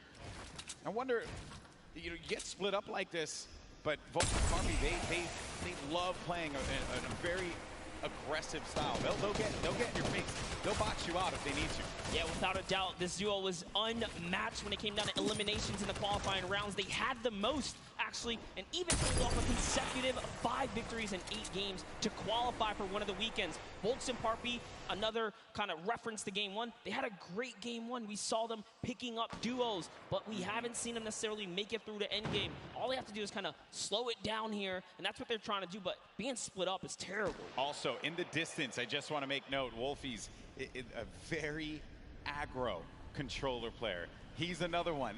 I think that we've seen a fun mixture of players that look to get that safe approach to the game, and then others that just want to take early fights, get some points early on, because maybe they're playing that early game strategy rather than like focusing so hard. Like if you get late game, that's great, but you do want to rack up a few eliminations. Look how low the points are that have been thus far in games 1 and 2. Get yourself a few elims and then maybe manage to make it to that top 15, which is very hard given how many players have stayed alive in this game. Games 1 and 2, we were at what, circle 5? Yeah, circle 5, I think. We were sitting at like 45, 46 players here just waiting for movement. Yeah, and that's where that storm surge kicks in, right? Does damage to players. That's feel it back. Crew and Chapman's one of my picks to watch. Had sort of been struggling in the format so far. I guess when the real pressure's on, the environment shifts, right? Everything changes. That's right. Everything changes here, and Crew does manage to get that shot off, or attempted to, with that tactical shotgun. It was not going to get the connection necessary there, but it did put the fear in the player to have to back away. Both players, well, respecting the space from one another. The stinkers come out. Crew and Chapix having to get out of there, and they're going to use those, I believe, the shockwave nades to just fly on out of there. Didn't see the purple over their bodies there, but they were able to fly on out of that fight. Could have gotten real risky for them. I was going to say, that was a respectful disengage. You only got 6 games here, 2 of which have happened. Yeah, that's they right. need big performances. They have to push towards placement and endgame. So good on them to kind of back up. And when you have stinkers, there's no defense against it. You get chunked down right through your builds. It really is annoying to go against. And speaking about the stinkers here, Epic Whale's under pressure right now, and that's just going to chunk him down. They force him off of the campfire, and we'll see if he returns to it. Yep, here you go. Yeah, you're only going to get so much time with that campfire. Epic Whale, along with 40R Storm. This is a Week 10 qualified duo. Last moment you could possibly have it happen, and they managed to pull it off. Maybe this could be the game for them. Another dominating duo in the scene, Airwalks and Nikov. Airwalks winning the Pro-Am yesterday 2 times now. This is a whole new ball game. Best players in the world in this lobby. It's not going to be a cakewalk, and he knows that. It hasn't been the best run thus far for Airwalks and Nikov. Yeah, and it was their last final games there. Notice the text right there. The fast track Airwalks and Nikov qualified for the Fortnite World Cup in their final 7 games. That's intense. They were struggling so close on the cusp every single weekend, so close to qualifying. If it was 5 placements, they were 6 or so like that. It was that close for them. But jumping in here, Crew is going to put some pressure down, and it looks like his teammate has been traded out as well. He's already gone. Also going to see some eliminations over in the feed as well. You got Crew who just cleaned up on Volks, but Septic took out X-Mend. And then I think I saw XXM pop up there on the receiving end of a shot there, so we'll be out of the action as well. Crew by himself has 1 elimination. Going to be looking to get as many points as possible. Now we're going to be sitting with 40 duos left alive. We're going into the next circle here in just a little bit. It's going to start to collapse. Salty Springs, is going to be the point of interest for all of our players here. Got a lot of bodies that are going to be lingering outside. Some that are even as far out as Dusty Divot, like on the northern end of it, sticking around there. So maybe trying to get some last-minute loot, perhaps. We'll have to see. Here is Parpy looking for that peak. Volks and Parpy always tend to stay together, but wait a second, that was a tricky little shockwave right there. He did try to sneak his way into the build. He takes the wall. What are you gonna do with it? Crew's still looking for the replacement here. He gets it on land, takes the wall, 184! Crew's excitement, you can feel it from here. That was a huge shot. With the new tactical shotgun, the legendary. That's right, when you're feeling it, man. He went right for the fight. Ambitious, the young player there from Sweden, 15 years of age, man, and he's playing for millions of dollars. So many of these players, they're just young ones. We have a lot of young fans here in the arena today. Maybe next year this could be them. And then you got a few of the veterans. Zexro, Vinny, saw Nate Hill, as well as Funk, Mongrel, Mitro, Aiden there in the corner of the screen. And back over to our Game 2 winners, Zexro and Vinny. No eliminations to their name thus far. I mentioned Wolfie's aggro controller player. He went right for Nyx and just take him out on that one. Yeah, I definitely want to see Wolfie hopefully catch some more highlights before the weekend's over. Touch base with him. He's a great kid, definitely enthusiastic about being here at the World Cup, and he feels totally prepared. He's ready to represent. He's one of the few controller players to actually qualify for this weekend. This is a big weekend for a lot of players, obviously, clearly. Here you have Cease and Elevate. They haven't found the rhythm. They've been a little quiet, man. They won WSOE, a great duo that has had success in the past, but this has just not been their game so far. Got to get something to turn it around. The talent is certainly there. I think I saw someone on the Fortnite competitive Reddit mention, why is no one talking about Cease and Elevate? And I think it's just important to note that in order for us to talk about it, they got to start doing some things. And I think games 1 and 2 has not been their game. Yeah, and I mean, we were there in the warm-up rounds. A lot of players were not necessarily revealing strategy, but whoa, that's a huge shot on Ziff right there as Mitro sends one flying down the field right there. Sent him packing. Dear me. All right, so back into the action at hand. We're going to have 36 duos left in this. Notable names, obviously, Mega and Dubs. Benji Fishy, Mr. Savage. A lot of people in the crowd popped for Benji Fishy when he walked out, as well as Mr. Savage. For due reason, this is a stupendous duo. The double snipe combination from Benji Fishy and Mr. Savage. Big shot right there. These double snipes, you gotta be careful. There's no standing still in a box here because you might eat one right there. They line up another. That's right. Not quite successful that time around, but hey, all damage matters. Storm Surge, you want to be dealing damage. You cannot stay idle. There are no free passes at the World Cup. Look what happened in Game 1, man. The Storm Surge claimed a lot of victims. You have to be engaging in fights. You cannot stay still. There's Fwexy and Letwick on the move. Nyrox right behind him. Cooler organization. Benji Fishy's going to be down. Just saw that one off on the side. Mr. Savage now having to deal with a player that had engaged on him. He's going to get built above. He just needs to wait this one out here, but Benji does get cleaned up. Yeah, that was going to be Fwexy. And that was such a sneaky ambush right there. He used his shadow bomb, pushed up. Notice Benji was kind of over-peeking, harassing players with that sniper. You cannot hold down scope right there. He ate a shotgun to the face, and that's why Benji goes down. And I love what Savage did here. He just went for high ground. He had to immediately get out of there and leave his duo behind. So what can Mr. Savage do? One of the best mechanical players here today. What can he do by himself? It's not going to be easy. Not with a lobby like this.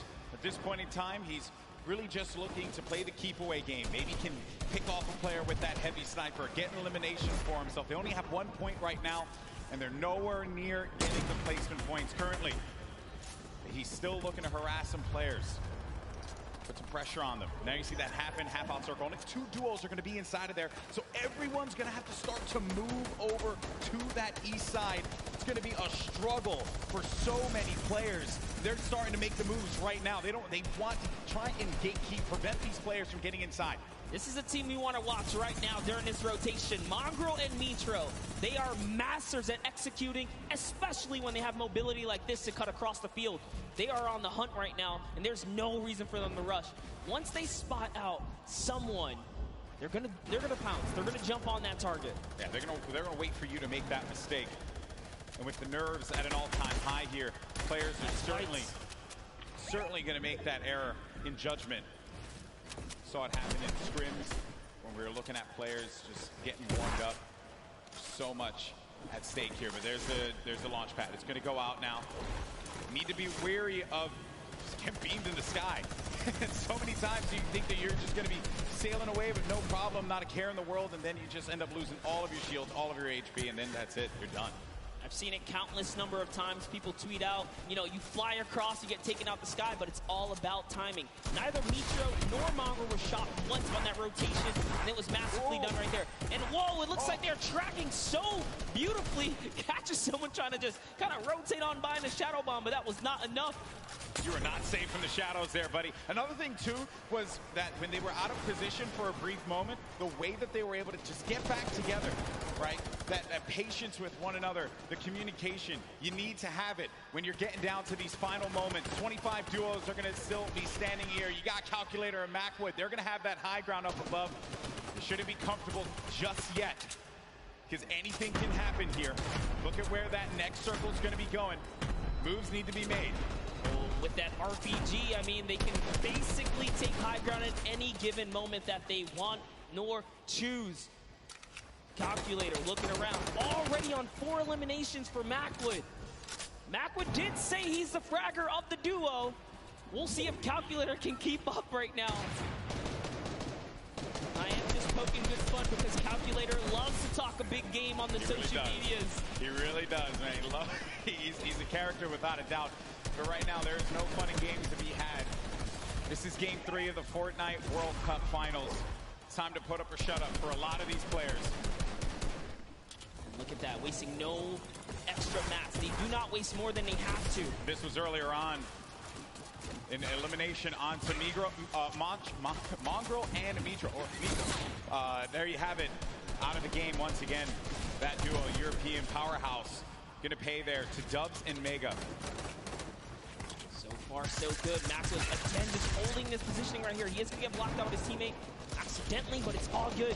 This is still his ground to control right now. They have clear control of the skies here. And they have a ton of builds to work with as well, Monster. 4 eliminations for Macwood. A great game for him thus far. That's 4 points for this duo, but he's going to be taking some shots. Has to be careful there. There you can see the lay of the land, Monster. Yes, the placement thresholds will be divvied out soon. There goes the Storm Surge already ringing down on players. Jay has to make a big move. Doesn't matter. Zate is going to wrap up right here as Keys goes down as well. And the shots are flying. And you can just look at the overhead, the chaos that's going on in the mid-ground specifically. And look who's still in this, Saf. They're going to be in first place. If they keep this going, another dominant game for them, another high-placing game could be the difference maker to keep them in that first place position. Up on the high ground, Calculator and Macwood putting down shots yet again, not giving players any moment to be comfortable whatsoever. Look at the names that are here, though. The Rockets now starting to fly by Wolfies. Wolfies having to defend himself. Zate's going to be out of this one, so now it's going to be up to Saf. And Saf, he had to see his teammate go down, but his back's going to be to the Storm there. Now looking at Mega, who's waiting this one out. He knows on the right side of the screen, you can see it down low, that these players, they're going to try and force their way into his box. So he has to play defense. He has to disengage. And there's Saf, who just lost his teammate Zafe. Now he's going to be running this one solo. And then up above, it's Macwood and Calculator. This whole time, they picked up 3 eliminations from that whole exchange, Monster. That's exactly where you want to be. They're still putting this pressure down. And Zaf is looking for one, but it's Vinny who's going to take him out right there. So Vinny's going to find his first elimination, and he has so much health. He is in the game right now, although by himself because Zexro is down. And now Oslo, Bad Sniper, one of the few duos that are still left in this game right here. Arkham somehow, with a masterful rotation, he's still in as well. Bad Snipers at 11 eliminations with Oslo here. Wow, unreal stuff. Bad Sniper is going to be out of this one. Macwood and Calculator still owning the high ground on the mid. Down below, Dubs and Mega, one of the premier duos here at the Fortnite World Cup Finals. Could they get the high ground and wrestle the control away from Calculator and Macwood? Oslo waiting for Vinny. You can see that engagement down low, but we got to focus on what's going on above here because Macwood and Calculator, they have their eyes on Dubs and Mega, and they do not want to give them that freedom to dictate where they want to go. They want to try and pinch them. Arkram just eliminated Vinny on that, and it's going to be Oslo and Arkram down low, but you're going to have a clash, a 2v2 in the high and in the mid ground, and Dubs and Mega feeling that pressure, needing to just dial back here, wait a minute, because I think what they're doing is they're just trying to see if they're going to run out of builds potentially. I mean, the play here certainly has just been defense, defense, defense. Yes, that's right. Oslo's now left by himself. All he has to do is time this fight, so long as he doesn't bother them. But Dubs and Mega try to go for the high ground and make a fatal error. They fall to the low here, Golden Boy. This isn't looking good there. Mega and Dubs, they have the low ground, the ultimate low ground. Oslo's going to be outside, but they get the elimination. Calculator and Macwood, they're holding the high ground, and that's the victory royale. Macwood pops off in game 3. 7 eliminations for him, 2 for Calculator, 9 total, plus the victory royale. 19 points for that duo. Crushed it. There was just something about the loadout. Seeing that RPG once they already were holding the best point, the high ground. You just knew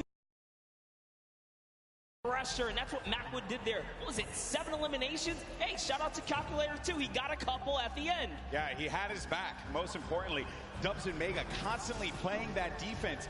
Credit to Macwood and Calculator for the way that they continue to apply the pressure. And then it was the shock, sending them down low, forcing them into that engagement. Credit to Oslo now, who took traps instantly to see maybe he can get a cheeky trap elimination. Didn't work out for him there, but a top 3 placing for him. Certainly got to be happy with that one. And then it came down to the final moment when Calculator and Macwood together were able to push his player with their combat shotties.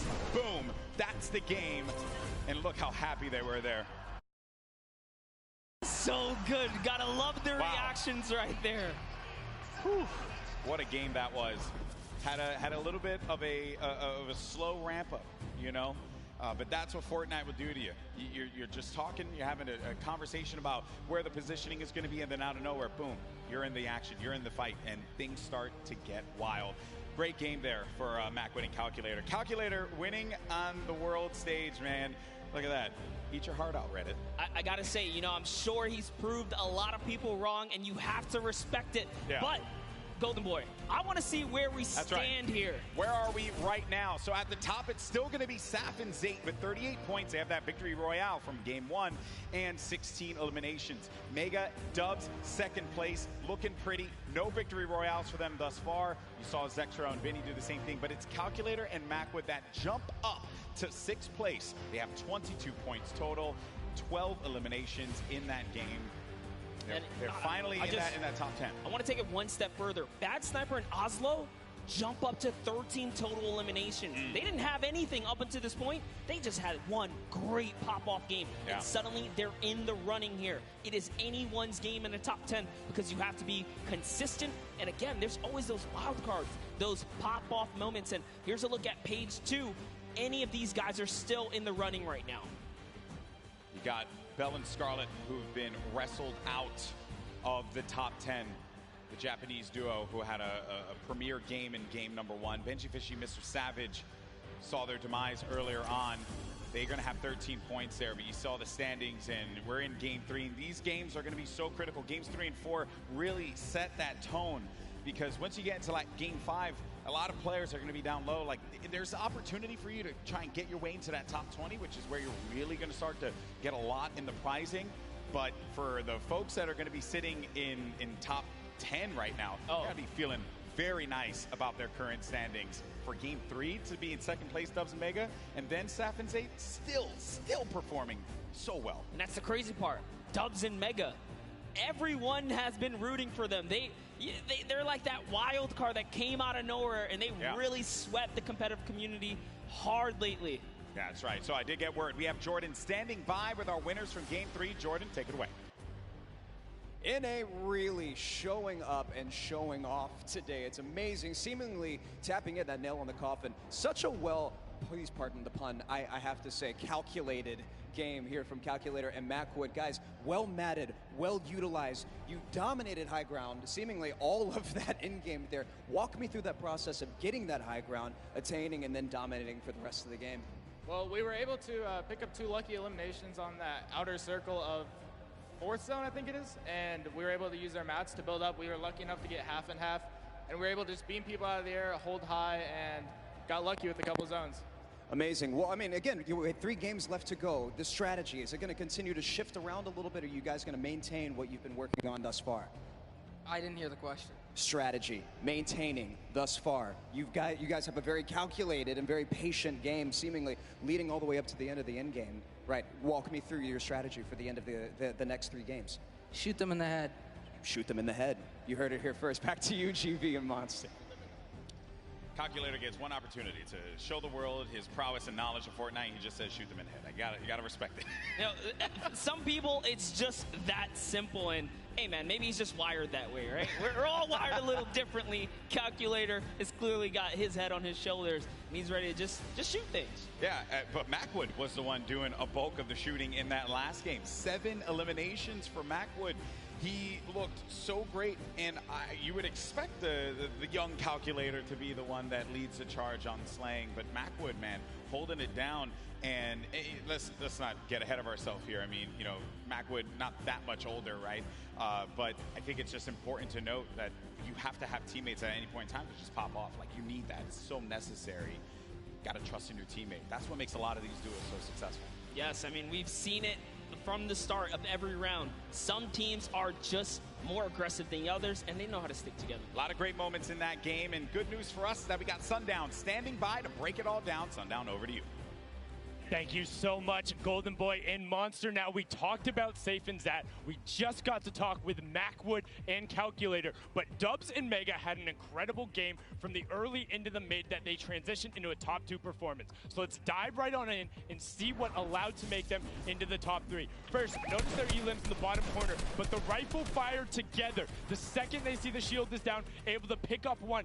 Mega is the one who is leading the charge here. He picks up all 4 of their first elims. You can see Waller plays down, and the trap is so intelligent. Double ticks going through, places the ramp so it's phased. Knowing the yellow is there, pushes in 2 more elims, chugs flashes.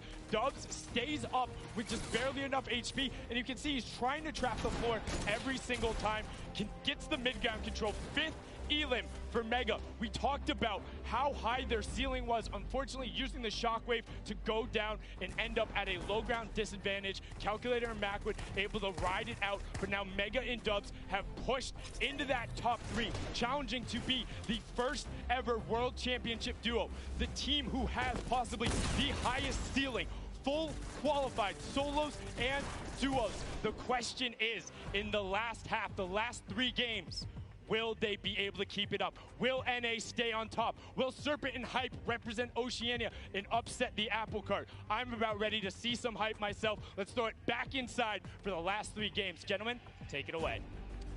Well, if you want hype, got you covered, baby, because these games have been incredible. And if you're just joining us for the first time, welcome to the Fortnite World Cup Finals live from New York City. We're in the Arthur Ashe Stadium. Game 3 just concluded. We had 3 different winners across 3 different games. This is our duos competition.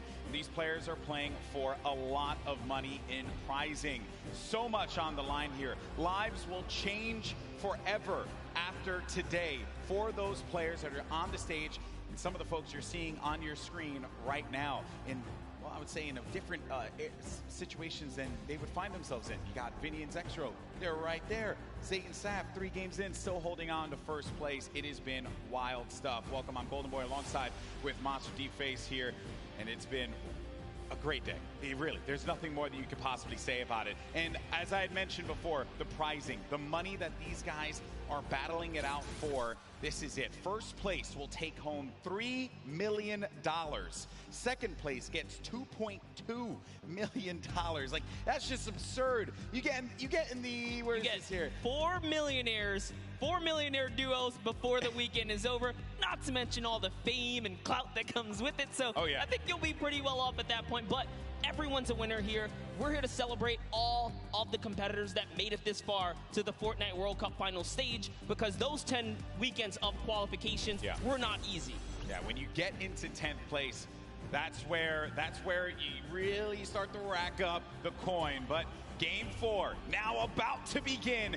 Here we go, folks. Let's see who's going to come out on top. We've had 3 different winners, but our top performers have been consistent through and through. Are we going to see a repeat winner? Are we going to get a new one to add to the list? It's now time. The battle bus is loaded up. Let's start Game 4. And you know what? Every game so far, we've seen a new winner.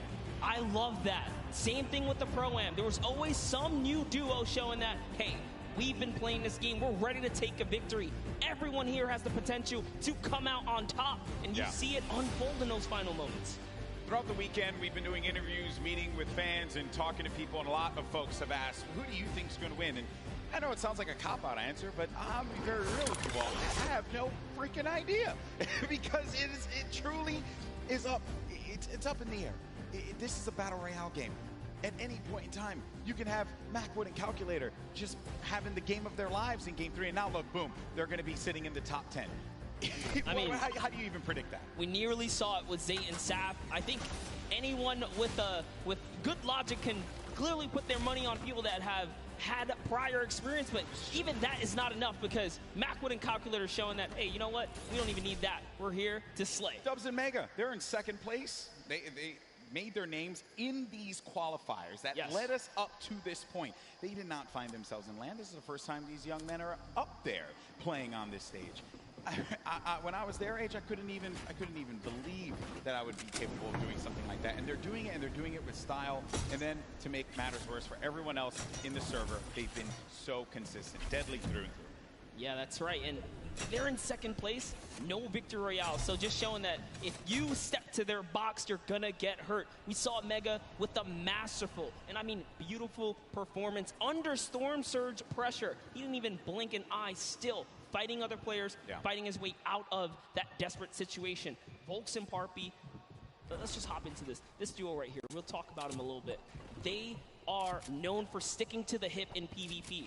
Earlier today, we saw Volks get traded out, but it wasn't just like an easy trade. They were actually winning the engagement up until that point, just showing that they have the skill. And that's the OCE region, right? One of the most feared regions here at the qualifiers, because of the fact that you just had to get a ton of elims. You had to be #1 in the region. When talking to players, I would ask them, what are you looking to avoid? And every time, if it was, you know, the NAEU players, they would say, I'm just trying to avoid OCE or Brazil. I don't want to have to deal with that. Because they play the hyper aggro style, and they just don't care who you are. They're going to go for the fight. I mean, you saw Scarlet and Bell in that first game. I truly thought they were going to take the whole thing. It was so close. Even Sinnoh in the Pro-Am yesterday, another top player he finished second. Region, finished second. And he was just, I know it's a Pro-Am, obviously a different competition there, but he was just going into boxes. He didn't care. Not a care in the world for them.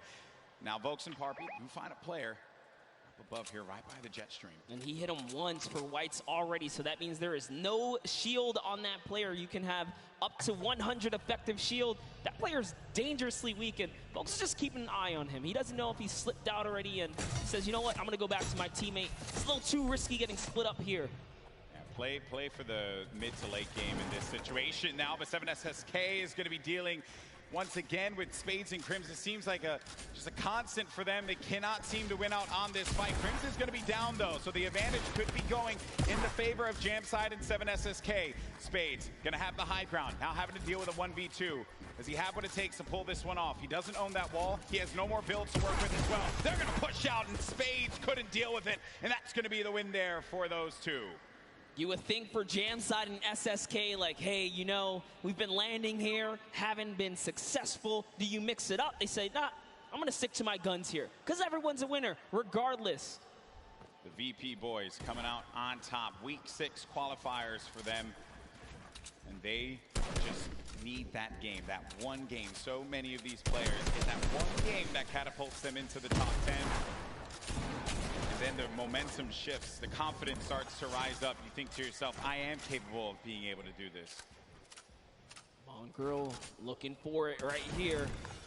Love this dual perspective right now. Mongrel's actually looking for a side angle. He's going for the offense, pushing out. Is he tracking this player down? It's really hard to tell. They're getting into, really just going deeper into Neo Tilted. If you hang on the outskirts or by the slips, you're at huge risk for getting dived onto. It looks like they say, you know what, we're just going to continue to push on through. Those guys dive off, and those markers are actually the trackers. They say, hey, they're going this way. Mongrel still wants a piece of this. Keeping up with where players are moving in the crowded Neo Tilted, a new area that was introduced just a little while ago. Some players made Tilted Towers their home. This was a drop spot for so many, the likes of Nick Merckx, Aiden, right? But ever since it changed, you started to see players second guess whether or not they wanted to go to the new Tilted. Talking to Aiden earlier, actually when we went out to go get pizza and stuff, he had mentioned like Tilted's just a whole different beast now. Just not something that he really would want to deal with. That's why you don't really see him going that way anymore. Yeah, it's just a different lay of the land. As things start to shift, different comforts kind of tend to evolve and whatnot here. But we have Twiz in cover H looking for a push down right now. And they have the positioning. They have the high ground. And it's just a matter of, do we want to dive down? They don't want to give up their angle. They know this duo below them have a flint knock. Flint knock can do so much damage if you peek the wrong way. Minimal's going to hit you for about 80. This duo from New Zealand, we had a chance to talk to them for that piece. And great to see that friendship, the communication that they'll have for one another. Something that a lot of these duos that came together for the Fortnite World Cup duos portion of the finals don't really have. They don't have that cohesion, that chemistry that these two will have, right? That Saf and Zayt would have as well. Crazy to think there's 89 players in the lobby and 48 duos, so a lot of disengages, a lot of solos out there right now. Keenstar and Hunter looking to defend themselves right now, and it's just a cat game right here, cat and mouse game. What are they going to do? They actually shockwave on out of there, and into the slip they go. They're out. They're trying to get away. That was a shadow bomb right there, and he's gone. Yeah, I was a little worried about that duo that was coming in, but the storm is creeping up now. This is only phase 1. Nyx gets knocked by Zexro. Saw that in the elimination feed just a second ago. Item and Darox out in the wide open. It looks like actually they saw Mend right there building by himself in a one poor wooden shack, and they're pushing the shack now. So Twiz is going to hear these shots off in the distance, but looks like we're hopping over to the Loot Lake area where it's Macwood and Calculator going against Daedra and Miz. This is a top 10 contenders right here. The Game 3 winners now having to deal with Daedra and Miz. Shots as well, snipe shot. You just heard that one squeak by Daedra. Need to be careful there. There's some more shots being laid out. Disengage as well. And they're just really pushing them away from here because you got to get to that safe zone. Don't want to have to deal with the storm, obviously. It's still early games here, so you're not going to be ticked for too much. But you're really looking for this next zone. Where you're going to start to move here. And this, again, the game is going to be so slow in the start because as you get closer and closer to the end, game 4, critical game, Monster. So many points you can earn from this. Flying into the top 10 potentially if we have a new winner that was outside of it. This is where players start to, I guess it really sets in on them that they're going to be playing for $3 million in prizing. Yeah, if it hasn't already. I don't know what world they're living in, but here it is. Twiz goes for the shockwave overhead, and it's Dirox who eats a chunky one right there. Cover H looking to chop this bad boy down. In comes the Sinkers. Is it going to be enough, though? The pressure is so real right here. Twiz and Cover H doing it not only for themselves, doing it for New Zealand, their families, and everyone watching them at home. And that is going to be one elimination through. I saw that one pop up. That's number 1 for this duo. The challenge comes in, and that's the win there. 2 elims total. Twiz gets them both. He tried to get out there and play the trap play, but it was not enough. 7 SSK and Jam Side have rotated in from Paradise Found. Oh, no. Oh, no. Down comes the build. Oh, no. They should be close enough. Yeah, he is going to be able to catch himself, and the build battle goes off, Golden Boy. The coverage is going to be down. Jam Side, 7 SSK7.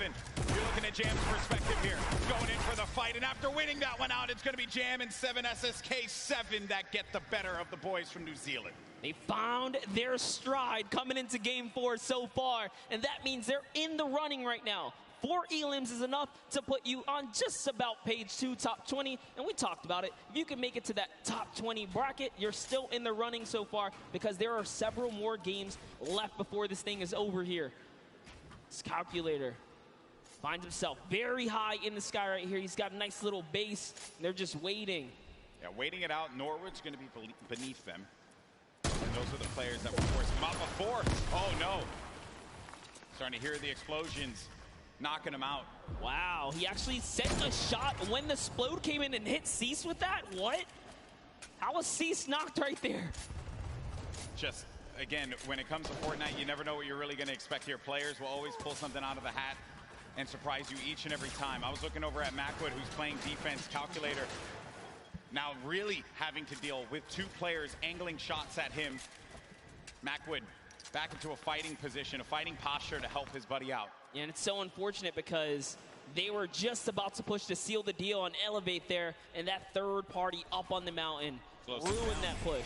Slows things down. Elevated Seas having to deal with the Stinkers. Will be moving out of the fight now. I love it right there. He uses the Stinkers to back him off, and since he doesn't take friendly damage from it, he pushes right into enemy territory here. He's so offensive. He's on the enemy traps. Oh, man. Macwood gets owned right there. Not what you wanted to see happen after winning game number 3, but Elevate and Seize, we mentioned them before. They just need that moment to pop off so everyone here in New York can see what they're capable of. Such a great duo, but now having to deal with another fight. But to Elevate, what a shot there. On Calculator, sending him packing. Calculator did a great job, though. He did win his straight off against Cease. Ronaldo and Zip are just nearby, though. Looks like they've heard the commotion. They're getting closer. And it's Norwood. Norwood's lurking about. He was like, you know what, getting closer, trying to see what he can do here. And Zip's going to fall down here because of the shockwave. Yeah, Norwood was the one down low, hearing all of the action happening. Zip and Ronaldo now in front of us. Do they manage to get this wall, just get ownership of it, but the ramp is going to be placed, giving him time to wiggle out of that moment of time. And Norwood actually used all of his shockwaves there to disengage. Yeah, it's not really worth it. By yourself, evidently. Oh, man. And that's Norwood. Norwood tried. Didn't get far. He did not get far at all, my friend. But there's the other duo right in front of him. Zip and Ronaldo have him in the sights. Ronaldo's going to be on the other side now. Engaging in the fight, not taking any damage.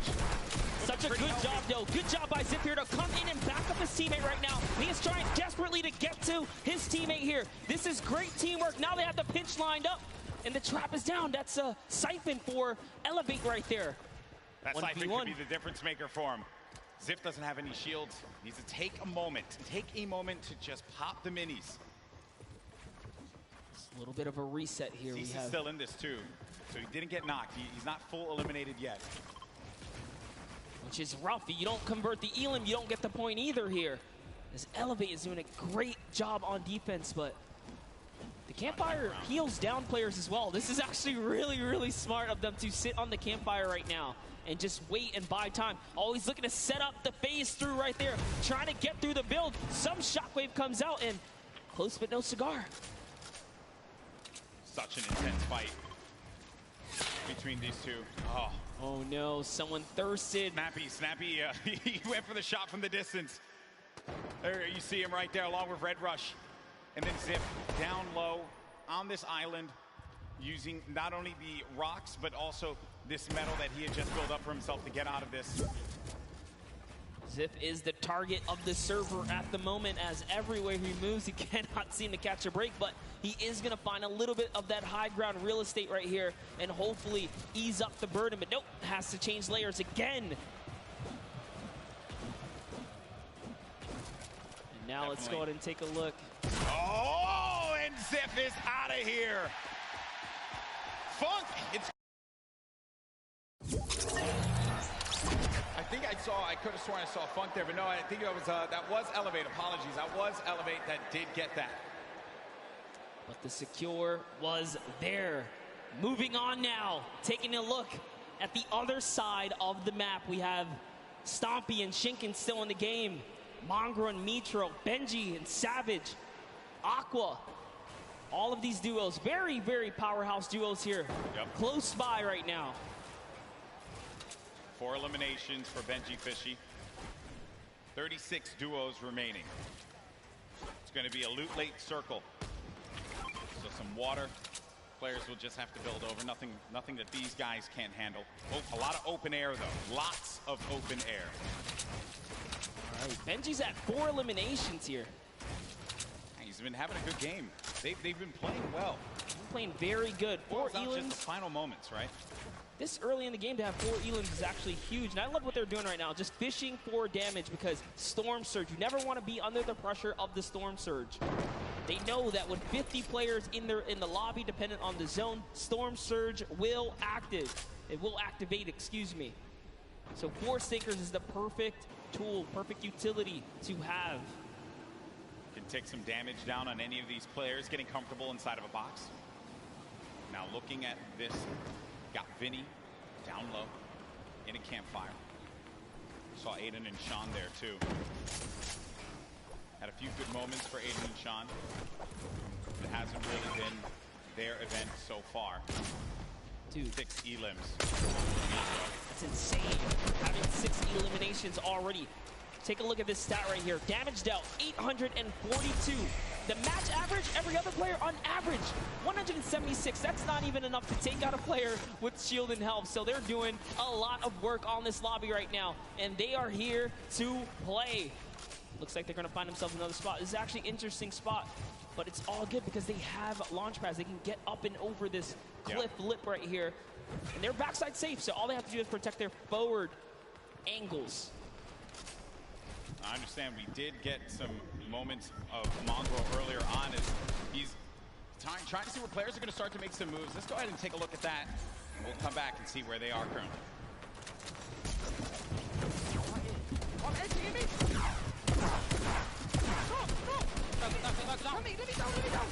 Oh my, I'm dead. Nice! Nice! Oh my god, nice!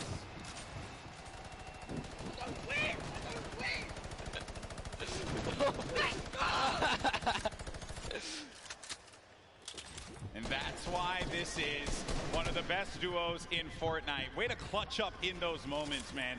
Yeah, the nerves, they have to be shaking there. But Mongrel, just a steely stare. Love it. Love to see it.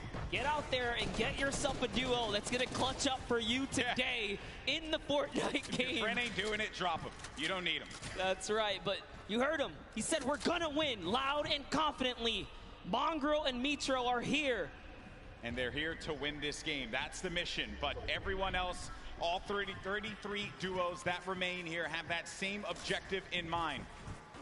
Luckily for them, I think that circle does work out for them just a tad. And there it is, Storm Surge. It's now live. And it's going to hurt some people. You either have to do damage or less than 50 players have to be in the lobby. So 6 individual players right Gustavo's now out. are under it. Yep, that's it. Gustavo gets owned right there. Is Wishy going to be able to do something about it? Storm Surge in effect. Dubs and Mega once again. They're in second place in the leaderboards. 3 games have worked out very, very well for them. And they can see that effect. You can see the Storm Surge around you. 51 players. Only 1 player needs to be eliminated, and that will be it. Says, you know what? We balling. They out. They're going. They're trying to get that zone plan for placement right now. And do you blame them? Why not? They're in the lead right now. All they have to do is consistently skate through. They've gotten through the hardest part, the beginning. They're warmed up. As Mega is trying to fish around here and get a good spot. Looks like they get themselves a little bit more real estate, but the pressure is in because the baller players come in. Right in front of them, too. More defense having to be played here. It's kind of shades of Game 3 when they were in a similar spot, but this was from the high ground. This time, they'll be right in front of them. The action has cooled, though. They can take a moment to reset. Definitely did cost a fair amount of metal right there. Mega Now on 300 medals, trying to inch his way to that fence nearby. Just doing a little bit of a material swap right there. Back to Mr. Savage and Benji Fishy with the minigun. The minigun's so good for pressure plays. Spread out a few of those materials. Get ready for the potential movement. Snaking is what you would hear players often mention. They tunnel out, give themselves some coverage. You need a lot of materials for that. Then the artillery strike from up above, a new item that was added. You can build around and give yourself some defense, so really it's just waiting it out rather than having to move out of the blast area. 5 elims for Mr. Savage and Benji Fishy. 6 for Mitro and Mongrel. This has certainly been a dominant game for EU thus far. Yeah, for sure. As Yuang takes out Rote right there, EU player is going to go down. Rote gets the trade out, though. Must have been the zone here as we are cutting across here. Mitro's trying to find some real estate here. Is he going to be able to set up? He's going for the high ground. A little bit of a build-up, but Mongrel's got it under control. He's got the high. Who's putting some pressure down? Yeah, he's getting the shot straight across here, Golden. Yeah, there was a duo right on the other side there that Mitro was concerned about. So he goes low. Then, really, wherever you go, there are going to be players looking right at you. And sometimes you just manage to incur the wrath of the entire server. Luckily for Mitro, that did not happen quite yet. Saf, I just saw Saf get dropped. Zate's going to be separated from his teammate there across the side. And that is the circle creeping on forward. It's going to be open air, open space for them. So the ballers will have space to move around and try to survive here. This is it. It's coming down to the final moments, Monster, for a lot of these players. The pressure's on. Yeah, Saf has already been taken out, so Zate is left to fend for himself here. Can he play for placement? We already know Mongrel Mitro were split up. Can they find themselves amongst the chaos here? Aqua and Nyrox are holding up the high ground here as well, and that's a scary duo. Way up top, uncontested. Not someone that you want to have up above you. Mitro, 6 builds remaining. After this, doesn't really have much left to work with, and the builds go away pretty much instantly. Zate gets eliminated, so that's going to be the end of the duo that's currently in first place in the standings, but Mega and Dubs. Dubs is out as well. 4 eliminations for the duo, the bottom right of your screen. Mega very capable of being able to clutch this out by himself, but it will not be easy. Yeah, Mongrel actually just slips into the low ground too right now, so he is trying to stay alive here. Jumps into someone's box. It's Voron who gets taken out right there by Mongrel, so he's still in the running. Mega goes up and gets traded as well. Vinny's still here too. So many solos remain right now, but there are still several duos in the game here, Golden. And the scariest duo is going to be up above. It's Aqua and Nyrox. They're tarping this up, and they're putting down shots wherever they can. If they can get a few more eliminations, a few more points, that will jettison them up the leaderboards. Elevate has 7 elims as well right now. He has 7 already. Rojo jumps out of the box. From him. Wolfie's still in the game. Controller player. Talking to our boy Christian earlier, he mentioned he loves to get in the faces of players, and it has worked out for him thus far. Elevate is out of the game. 7 eliminations for him, 7 points, not bad at all, and you're going to get the placements to boot. Still, Aqua and Nyrox up above. Then you got Benji Fishy in the game. 5 eliminations for him, 6 total with Mr. Savage's 1. Oh, there's a player in front of him. He pops up in front of him. Oh, that's so scary there, but Benji Fishy is eliminated by Skype. Sky has been around the competitive scene for a long time, and for good reason right there. Nyrox now owning from the high ground, putting that pressure down. A shockwave was initiated right there, but it's not going to be enough. This is their map to control right here in the final moments. They're the only duo standing, Golden Boy. This is their game to win. The cooler duo. Is this going to happen? As they're putting the pressure on these players down low. They're synergized, they're communicating, and they're ready to pick up this victory royale in Game 4. He only has 10 builds, though. This is very intense. Both scary. of them don't have much here. He's going to put all the splashes down. Is that the decision right there to commit? Looks like the shockwave is going to cause an eruption in the high ground, and now they're in the zone here. What's going to happen here? This is so close. 5 players remaining. Few left as the shockwave is going to send him all the way up. Nyrox takes out Falconer down low, and he's wrestling with everyone, but Nyrox is out. Oh no, he does manage to get the elimination, and in the storm, he gets the victory royale. 7 eliminations for the duo. A big, big win for Nyrox and Aqua. huge shockwave play in the final moments right there. It's going to propel him to the high ground and allow him to work top down. But not only that, it chucked everyone into the zone for a couple of seconds right there. So it truly was the ultimate disruption right there. The shockwave at the end of the game will just change everything. The complexion of it all.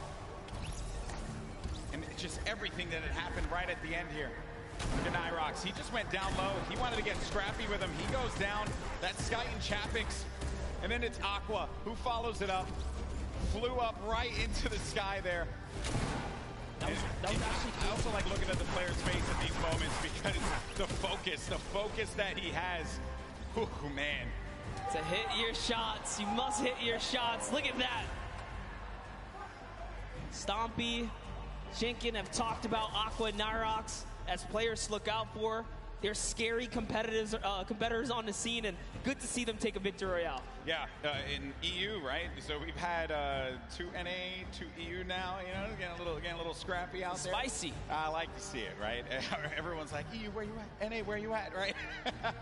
But hey, that is the game, right? You never know what you're gonna get. Saf and Zate still hold on to first place, but it's only gonna be by 2 points. Dubs and Mega, they're looking for that victory royale. If they're able to get it, hey, they could find themselves in first. Vinny and Zexro in third place currently with 35 points, 5 shy of first place. Saf and Zate have to hold on to their title as the kings of the mountain. And in that last game, they just could not put it together. These last few games for this duo is going to be critical given how close this gap is between all of the players in the top 10. That's right, and take a look at your next page here. We saw plenty of Spades and Crims winning that Paradise Palms kind of early interaction, but one loss sets them way back to the second page now because you have to continue to accrue points here. But look, Epic Whale still here as well. There's a lot of players in the running. Yeah.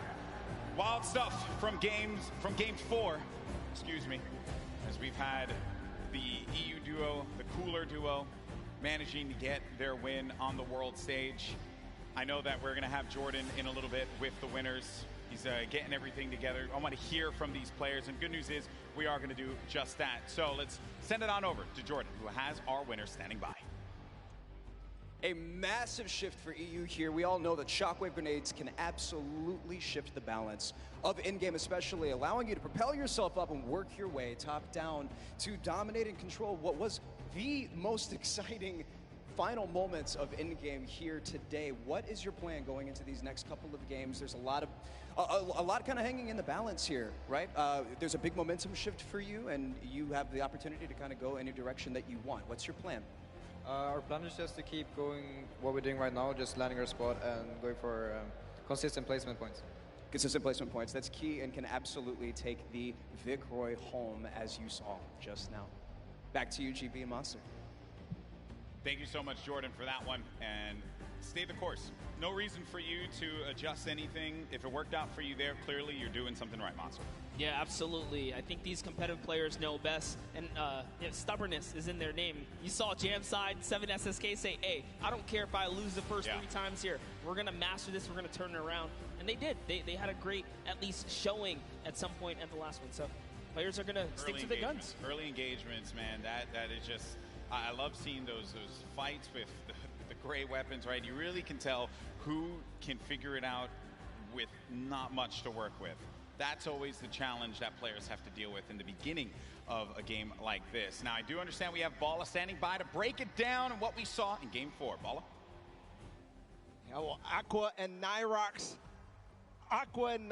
definitely showed up here today, and the resurgence of EU is maybe starting. We've got 2 more games to go, but I want to talk about Mongrel and Mitro and what they had to do in this game here. They actually ran into Zexro and Vinny. We're going to start off. GB, you were talking about early game engagements. This is one that's been going in the duo of Mongrel and Mitro's favor against Skeptic and Clicks in Neo Tilted Towers. The pressure here from Mitro to find out exactly where the first player is. Mongrel up above, then targeting on both. They try to get into the same box at the same time. They go down and just continue pushing forward. Mongrel and Mitro, it's the second time that they win this engagement here today. and it's not stopping. They continue forward onto Volks and Parpy and just tried to hunt down everything. There Clicks is trying to escape as well. And then this snipe here from Mitro. He actually, not only did he hit that, and they get right into it onto Zexro, he hit Vinny coming in with a drift board right before this. So one elimination there for them. And then they had the engagement that we saw earlier. We're going to go ahead and run it back because this clutch puts them perfectly in position at 4th place right now. A reminder that this was with Mitro down after all was said and done. There he goes down, and then Mongrel comes in right on cue. He does not let his teammate go down. You heard the reactions earlier, and it continued because Mongrel got one more elimination in this game, leading to the 8 eliminations total before they fell, not before earning placements points though. So this game, not only did they take out Vinny and Zexro, which were in 3rd place, they stopped them from accruing any more placement points, so they are inching their way closer. They're now in 4th place. They actually have the most elims out of everybody in the tournament so far on 20. So with 2 more games to go, we're going to see where they can leave themselves at the end. Back to you guys, GB and Monster. Thank you so much, Vala, for the insight there. Everyone getting all ready for games 5 and 6. And then we crown our first ever Fortnite World Champion. Crazy to say out loud. It's happening. It's happening. This is it. It's happening. It's happening, right? Now, there have been a lot of duos that have been the talk of the town, but one duo in particular that have a lot of fans excited are Benji Fishy and Mr. Savage. And we did get an opportunity to catch up with them, and they're currently in 8th place. Can they climb up? Let's go ahead and check it out.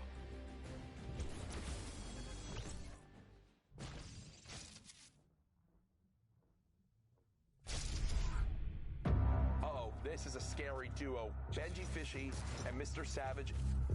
Our communication is probably the best in the world. I'm gonna rift us. Yeah, go. I just think we're on another level. Behind you. Double RPG, 3, 2, 1, go. Absolute destruction there. This dual partnership has changed our lives. We've been able to accomplish so much more together. Let's go! He encourages me, I encourage him. We're best friends, we're duo partners, and it makes me smile. Yeah, it's a good feeling. Check me again, bro! We're savage! We're Benji Fishy, bro! My name is Martin Foss Anderson, and I go by the name Mr. Savage. My name is Benji Fish, and my in-game name is Benji Fishy. One of the most terrifying duos coming out of Europe, period.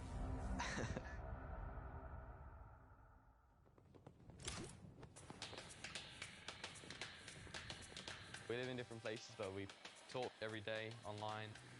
I live in Oslo in Norway, and Benji lives... I live in Surrey in the UK. And I travel to England to meet him, see how he's doing here. He has my back. If I ask him something, he'll help me out. We don't actually just play Fortnite. We play other games when we just want to have fun.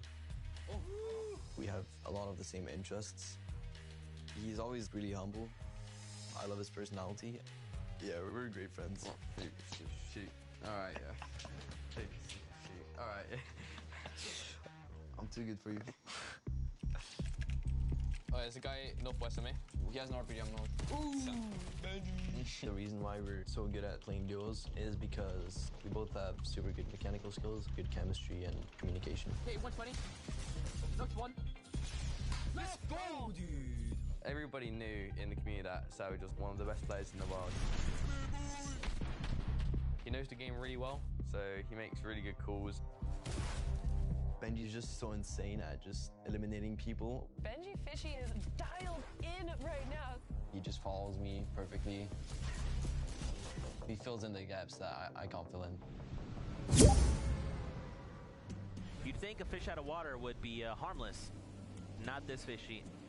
Not today. People were definitely scared if they see some fishes running around Happy Hamlet. You'd think fishes weren't really that scary, but Fortnite, it's quite the opposite. Oh! We're in a really good state right now as a duo. Let's just cross Loot Lake. I think there's people on the other side. We're playing super well. Players, they continue to go down like flies. We've been practicing It's really nice to, you know, finally be able to prove ourselves. Benji, Fishy, Savage. I think we're just going to show people how good we are.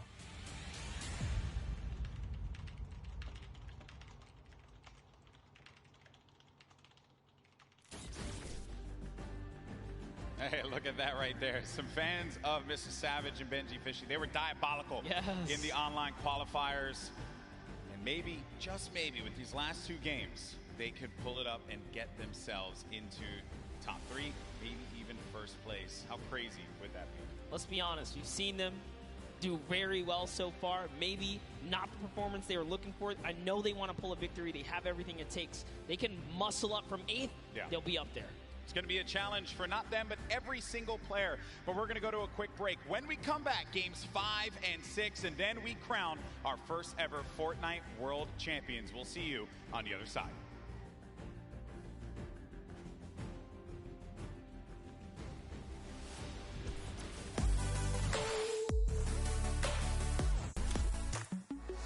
I'm here in the player lounge right now, joined by our Pro-Am winners, RL Grimes and Airwalks. Wasn't totally expecting you'd win 2 in a row. Can you walk me through those final moments? It felt really good. I don't think I would have won if I didn't have him.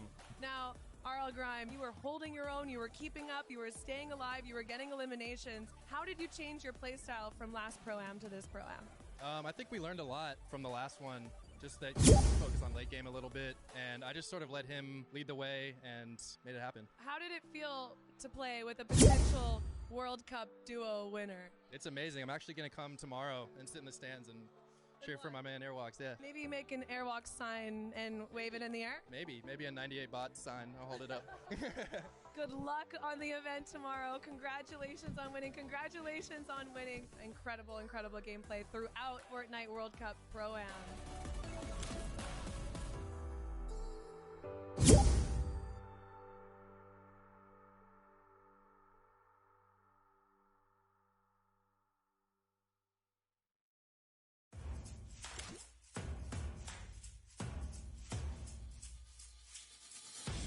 My name is My name is Serpent. We qualified on the last week.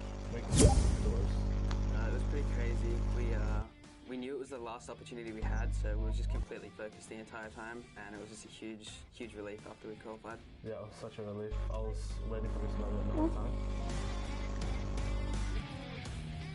Well, before the leaderboard updated, we was almost positive. We was freaking out, and then when we finally saw the leaderboard update, we just started screaming the entire house down. We started playing back in like season 3 of Fortnite. We just found each other through a Discord community and joined a squad team together, and we just stuck with each other ever since. Yeah, pretty much. I've never ever played with another duo besides Serpent, so since day one.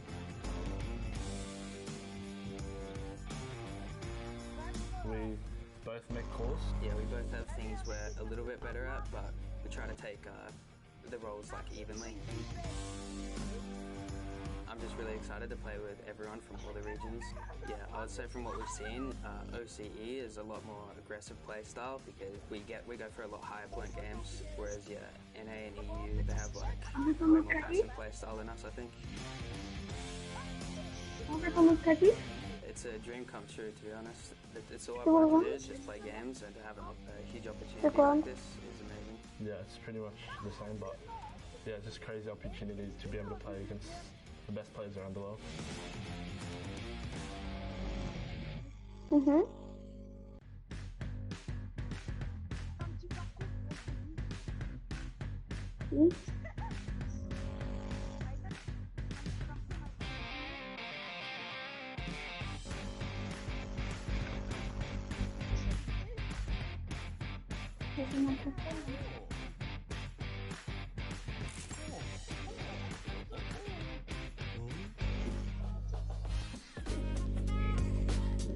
Non mais vous êtes là?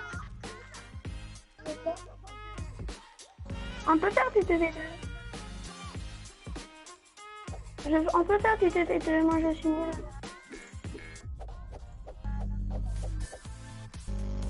Moi je vais la récupérer en 5 secondes.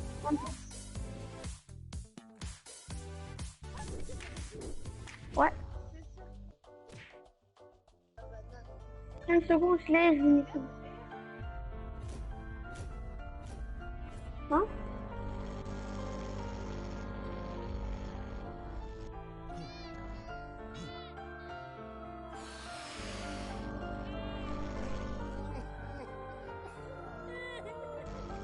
regardez quoi en conséquence?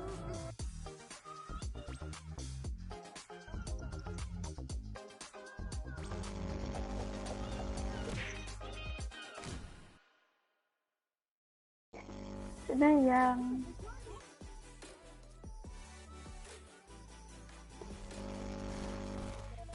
大家好，我是 XXM， 我来自中国。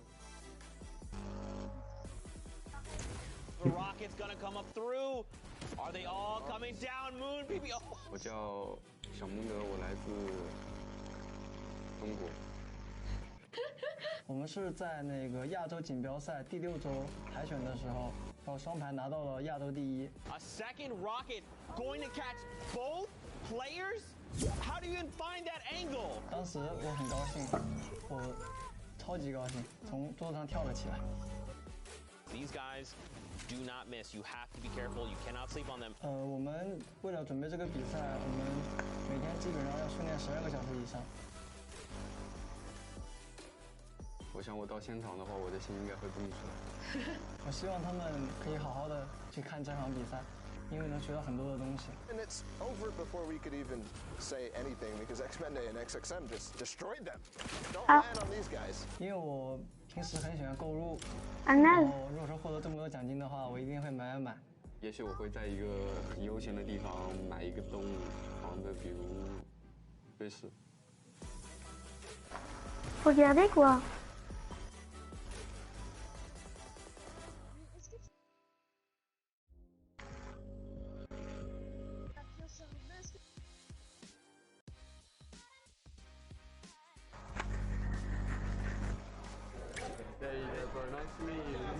Qui sait où ils sont les 10 gâteaux?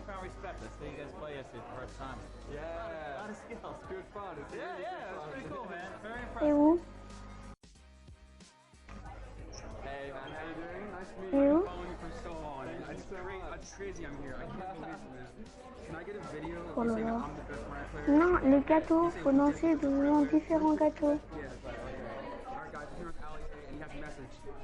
Very important message. Lucas is the best Fortnite player, okay?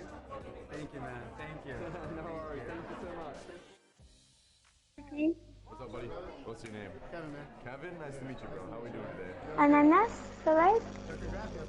Thank you. Yeah, it was crazy. $1 million jump. My teammate really clutched up. Have a good one. Yeah. Boom. There you go, buddy. Yeah, thank you. I appreciate it. Have a good one, man. You're my brother. That's your biggest fan. Really? Yeah. Awesome. Il fait matin. So, man, what's your name? James and Justin. How we doing, boys? Dive right through it. You having fun at the event? Good. That's what I like to hear. Yeah, it was fun. Jean-Claude, regarde la vidéo.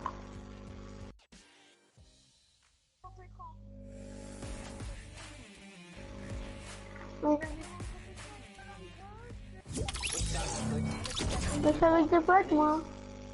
Alright, so me and Clix's main goal, we even said it the day before in the semifinals. We wanted to shoot for top 25. We qualified the first week that it was duos. So we wanted to shoot for top 25, and we just blew out our expectations of how we played. Jojo? This is my first LAN event ever. I'm 14, so before this, the required LAN age was 16. So this is a life-changing event that Epic gave me. It's mind-blowing, and it's a good journey. So one of my friends back in December recommended me to play with Clix, so I tried playing with him once. We played a few games. We didn't do amazing well. We played pretty good, but I had to do a part at the time, so I was good. But after he started competing high levels and Share the Love, he got first place and all that. I hit him up and we decided the game. And then the first week, we probably played for 3 days, and that week. C'est bon, j'ai arrêté la vidéo de toute façon. We had 3 days. Bah, tu peux me regarder, tu peux venir? Jojo? Yeah, before a big game, to get my nerves out and make sure I'm on the right track, I literally just scream as loud as I can. Like my stream knows it, so hopefully I Attends, je vois. Je lance la vidéo.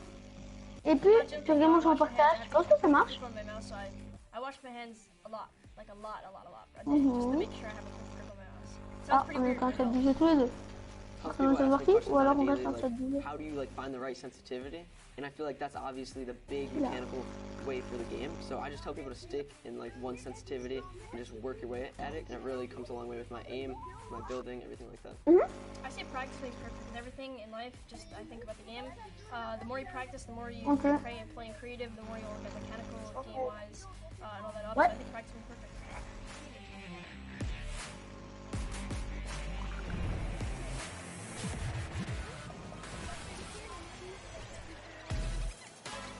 Les de rétail.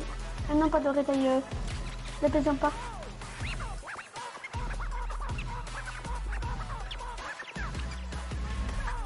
On finit les parties où alors on clique? On finit les parties où alors on clique?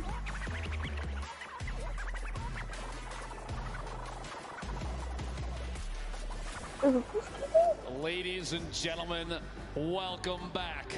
The World Cup Finals Duos competition. My name is Dr. Lupo, and I missed you dearly. Joining me on the desk for the final two matches, Courage JD. You know him, you love him, one of the best men in the industry. Oh, stop. I'm super excited to see what these final two games have in store. We've watched a ridiculous competition thus far. Honestly, it's been insane. I've had a chance to watch some of the plays, some of the shots from some of these players, the accuracy, the heads-up gameplay. Jack, it's been insane. What do you think so far? It's insane, Dr. Lupo. It is great to hear your voice, and I am so excited to be casting these final two games together for the Fortnite World Cup Finals Duo competition. We are 2 games away from crowning our first ever Fortnite World Champions, who will win a combined $3 million US. That is a lot of money if you don't know how much US dollars is worth, because this is the World Cup, as you know. But Ben, I'm so excited. It's insane. The $3 million for first place. It's not the only position on the leaderboard that takes home 7 figures. And to look at that leaderboard, we're going to throw it over to Sundown just to see where everybody stands thus far.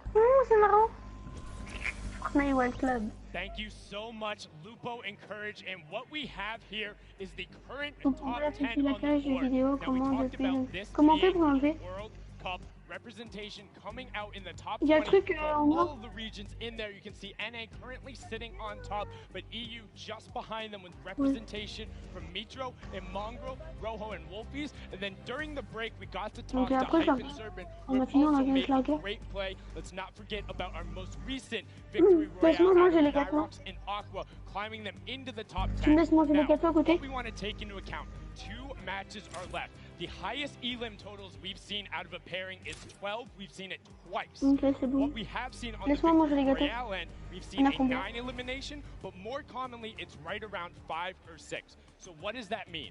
We can expect about 2 of the winners to come out with 15 to 16 points. If you look at that top 10 right now, the spread is 17 points. With 2 games remaining, everyone who is on this board has the ability to challenge for the top spot to be the first ever Duos World Champion at the Fortnite World Cup. No one is out of it. The Chinese pair is just off the page as well. Anybody can make a play. 2 matches are left. Let's head back inside, back into the action. Lupo and Courage, take it away. Sundan, thank you so much for your analysis of the board thus far. And you're right. Looking at the board, the limited spread between first and 10th, 17 points is incredibly close, but that's not even the beginning of it. You have to realize that across all 50 duos, just 2 games, these last 2 could push any duo all the way up into the top. That top 10 taking a crazy amount of prizing home, Jack. Yep. It is a life-changing amount of money, to say the least. As you know, people watching from around the world, millions and millions tuning in today. Use the hashtag Fortnite World Cup. I want to hear from you right now. Tweet Dr. Lupo, myself, Fortnite. Which region will come out on top? Will NA remain up top? Will EU surge back? You heard some of the Asia, Oceanic, Brazil region still trying to push on through. I think NA is going to do it. I really do. It's anybody's game, to be quite honest, but it's interesting to see trends from the qualifiers of previous weeks. You know, the 10 that we had leading up to this moment. Some of the names that were stars then, stars yet again here, and that consistency is going to shine through in a big way as we go into late games. We've had some of the highest player count final circles that we've ever seen. We've had a lot of aggressive gameplay from people at clutch moments.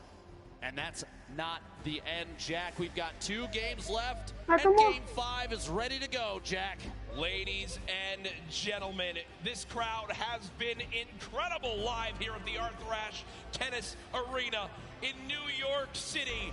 Which region will reign supreme?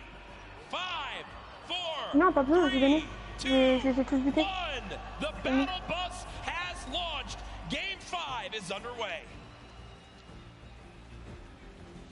For the last few matches, Jack, we've seen some relatively contested, popular drop zones. I've been watching on Twitter, and a lot of people have discussed whether or not Loot Lake right now is one of the hottest drops in the game. You have a number of duos, high-powered duos that have dropped there consistently thus far. Do you think going into this Game 5 and 6, we're gonna see similarly contested early drops, or are people gonna change up the strategy with the amount of prizing on? I think the thing that we've seen so far is the teams that stick to their strategy are the teams that are, staying out on top. It's why they're consistently placing Sap and Zate, for example. Wouldn't be surprised to see people stick with their game one more time. Again, as Sundown did a great job of highlighting, Dr. Lupo, one big performance, 12 elims in a victory royale, 22-point game would shoot you way up the leaderboards. Oh, yeah. So you can't count yourself out yet, as we do see our last match winners currently on our screen. Uncontested there. Nyrox dropping in an early baller, a very pivotal piece for late game survival. Going to farm up all the material he can inside. Not going to smash too much on the outside until maybe the last second, just to prevent any reveal of his own position. He's just going to go and move on out. Actually does see targets down below. A couple attempted shots with that scope. They are accuracy at this level. Have to be very key if you're going to try and pick up an elimination that early. The scope might be exactly what Nyrox needs to establish yet another elimination to put himself higher on the leaderboard of this duo. Remember, the scope, assault rifle, a hit scan weapon. You aim, you point, you shoot. If it's on him, it'll hit him. And these guys have pinpoint accuracy, as it's known. When you land on the southwest side of the map, if you don't land in an exact big area, it's a very scrappy start. It's a lot around getting a baller, rotating on through, and just try to pick up one chest here, loot one building here, and piece some things together. It's known how tough it can be, but Nyrox and Aqua currently on their way. Let's shift our focus towards Neo Tilted here. You see Mongrel and Mitro, who so many times have been contesting here with Flix and Skeptic so far. Pretty quiet day today, I would agree. 4 duos, though, in Tilted. Going to be interesting to see who opts to take an early out, maybe go for the ballers that spawn in that slipstream around the outside, or maybe get a little aggressive and push on another team that spawns in there. Potentially from an earlier game, though, Skeptic hopefully learned his lesson. You don't want to camera necessarily too early. Yep. Love to see the confidence, though. He's a very confident player, which does not surprise me. Extremely skilled, so that kind of gameplay, you're going to see it from Skeptic on and off the stream and on and off the land here. Arthur Ashe Stadium, one of the coolest arenas I think we've ever done this in. Oh, you walk on through, you see all the tennis greats, and, I hope they put up a poster of the winner of the FORTNITE World Cup there. It's Serena Williams, Sap and Zate. Honestly, it would be incredible. It would be. I think that sounds good to me. I think that people wouldn't be confused at all. But maybe it's the start of a great legacy here at this arena. But right now, you begin to point out Mongrel and Mitro landing here every single game. 4 teams though, still in Neo Tilted. When will the battles begin? 97 players left. Every duo still represented. Crazy powerful loadout. You saw he has 4 shadow bombs this early in the game. Those are incredibly powerful in the late game, especially when you're attempting to avoid confrontation as much as possible until just the right moment. You can shadow bomb out of almost anything. Granted, the people that may see you rotate don't have pinpoint accuracy, which honestly is typically the case in a lobby like this. Lucky landing right now. 2 teams currently here. This has been the case so far this game. Gustavox 8 and Wishy DP up against M11Z in the duo right there. At this point, yeah, I was going to say, it looks like they're just opting to do a little bit of a split here. Just watching the opponents move around down below. They don't necessarily have to push just yet. They do have a little bit of time before the storm starts to make a move here, so pressure is going to be applied before you know it. But a loadout like this, there's no shotgun in the inventory. They have the shockwaves to rotate if they need to, but those are oftentimes saved for late game if you can do it. It's an easy way to push through opponents' builds that are above you, as we've seen in previous matches countless times. Take the high ground without maybe being challenged. The only downside is you put yourself way out in the open. We did see a number of players get eliminated on the fly, literally, while shooting through the air with a shotgun. So we'll have to see Shots are behind Gustavix X. Sorry, Gustavix 8. Knockdown, no shield remaining.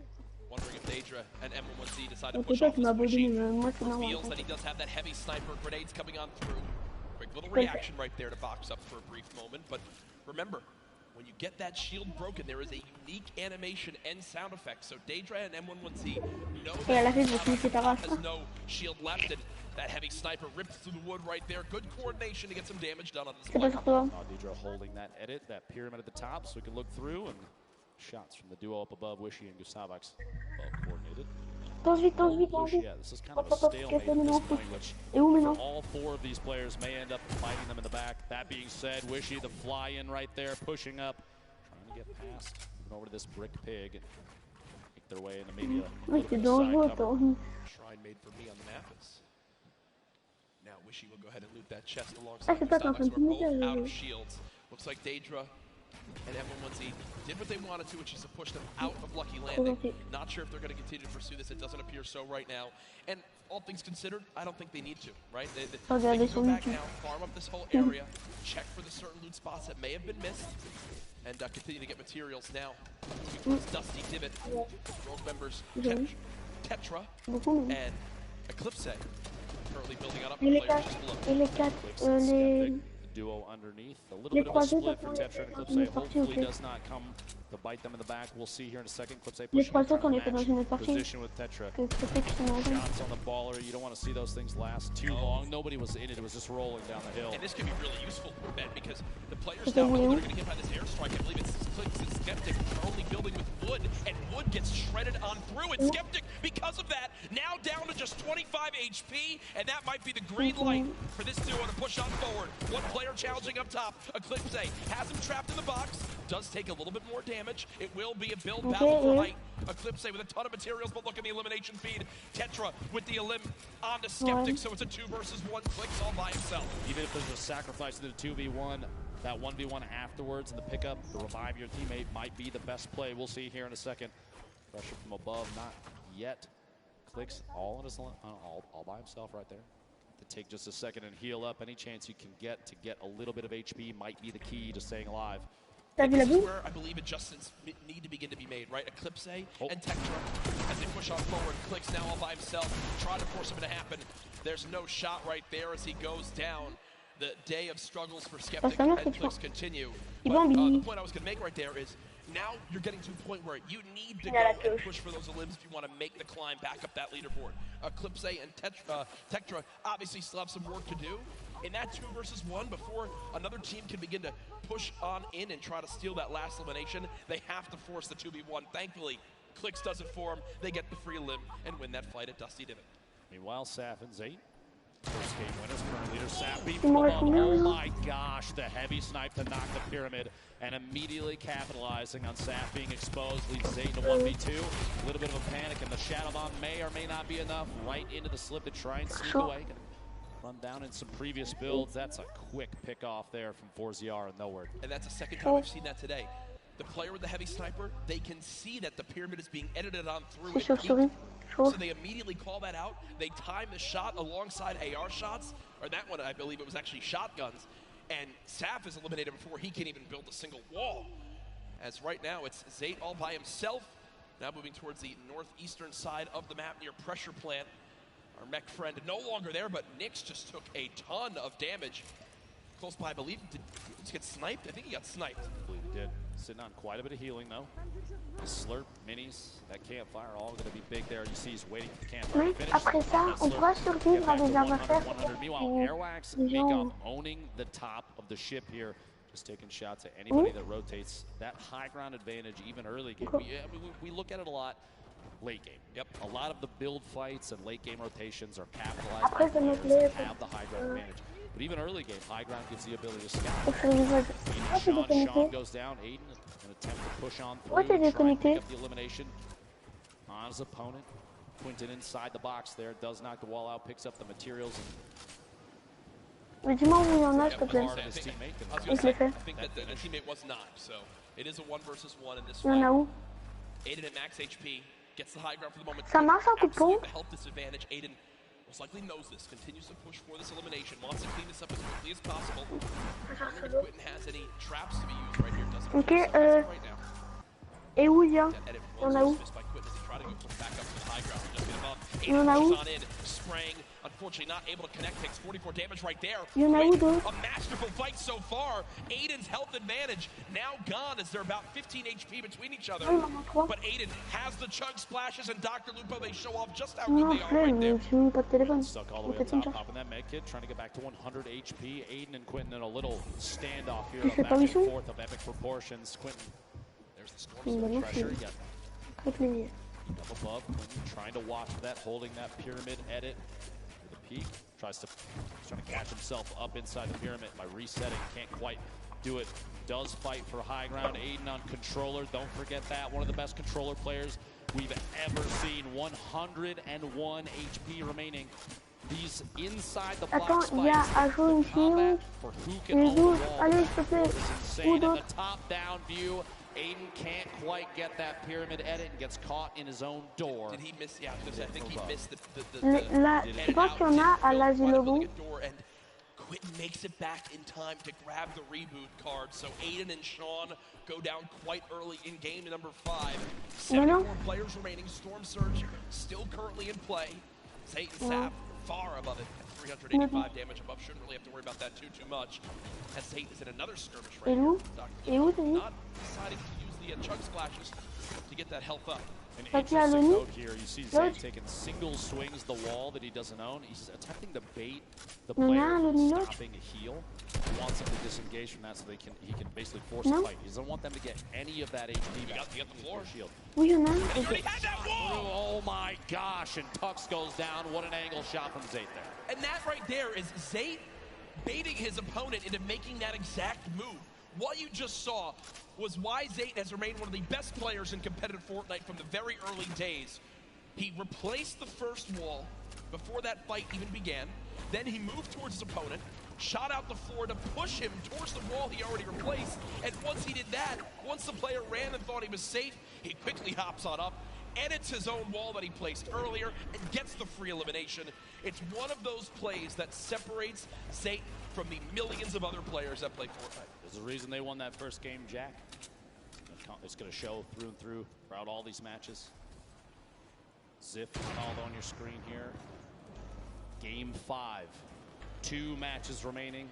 It's a very easternmost zone, Dr. Lupo, so you're looking towards it right now. Lonely Lodge will still narrowly be in play. Outside of that, just the drone ship from up above. The right side of your screen, don't get the format for these. Oh, Quinn goes down. I think he got caught with his build still in his hand. He wasn't expecting it. See the blueprint out. You hate to see that. The victory royale with 10 points. Top 5 is 7. Top 10 is 5. Top 15 gets you 3. And every elimination, that single point, and every elimination so valuable in 6 matches. We're not looking at the same 10 that we saw in the qualifying weeks. You have them.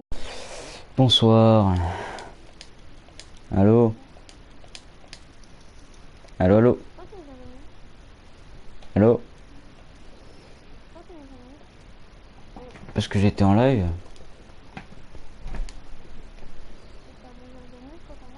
Ben oui, parce que c'était la diffusion de la WCP, hein. De la World Cup. Est-ce que toi tu peux voir la World Cup en grand écran? Bah oui.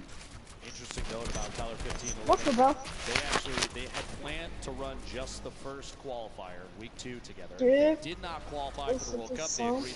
Bon, moi je vais aller retourner voir le live, je vais essayer de gagner des cadeaux. Voilà. Et un petit top 1, ça serait pas mal quand même. Hein. Vous avez fait top 1? Non. 5 games, j'essaie de faire top 1. Moi je suis en partie, j'essaie de chercher des... 15 personnes, j'ai des petits... Moi j'ai 60 parties. Quand je suis sur l'autre compte. Moi pour l'instant j'ai des filles. 60 HP dessus.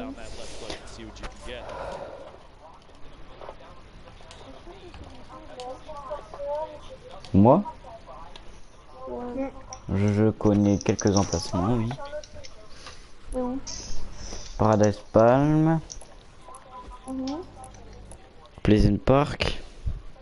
Ouais, bah, je sais pas. Après?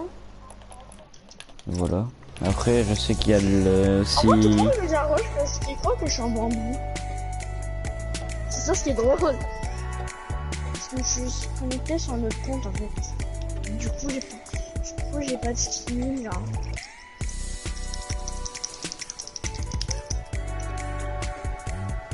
Oh, un truc.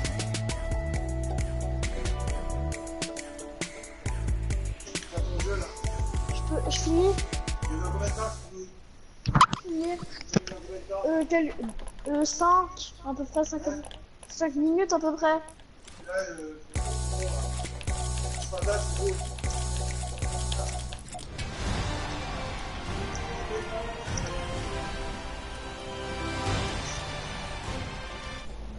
Mamolo, tu peux m'inviter? Attends, je sais pas si j'arrive maintenant. Tu m'évites n'importe quoi, je t'invite, ok? Je finis juste ma partie. Alors, je finis ma partie après j'arrête. Qui? Mamolo, t'arrêtes après?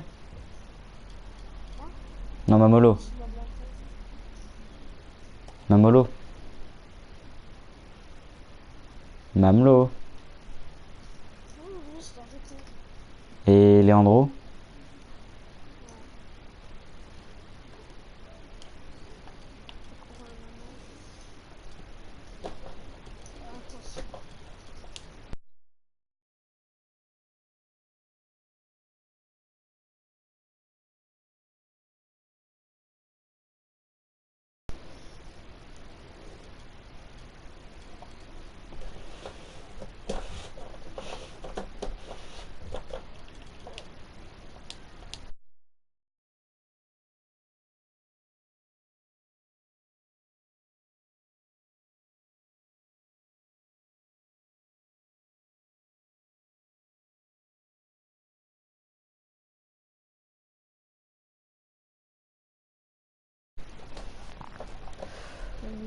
Bonsoir.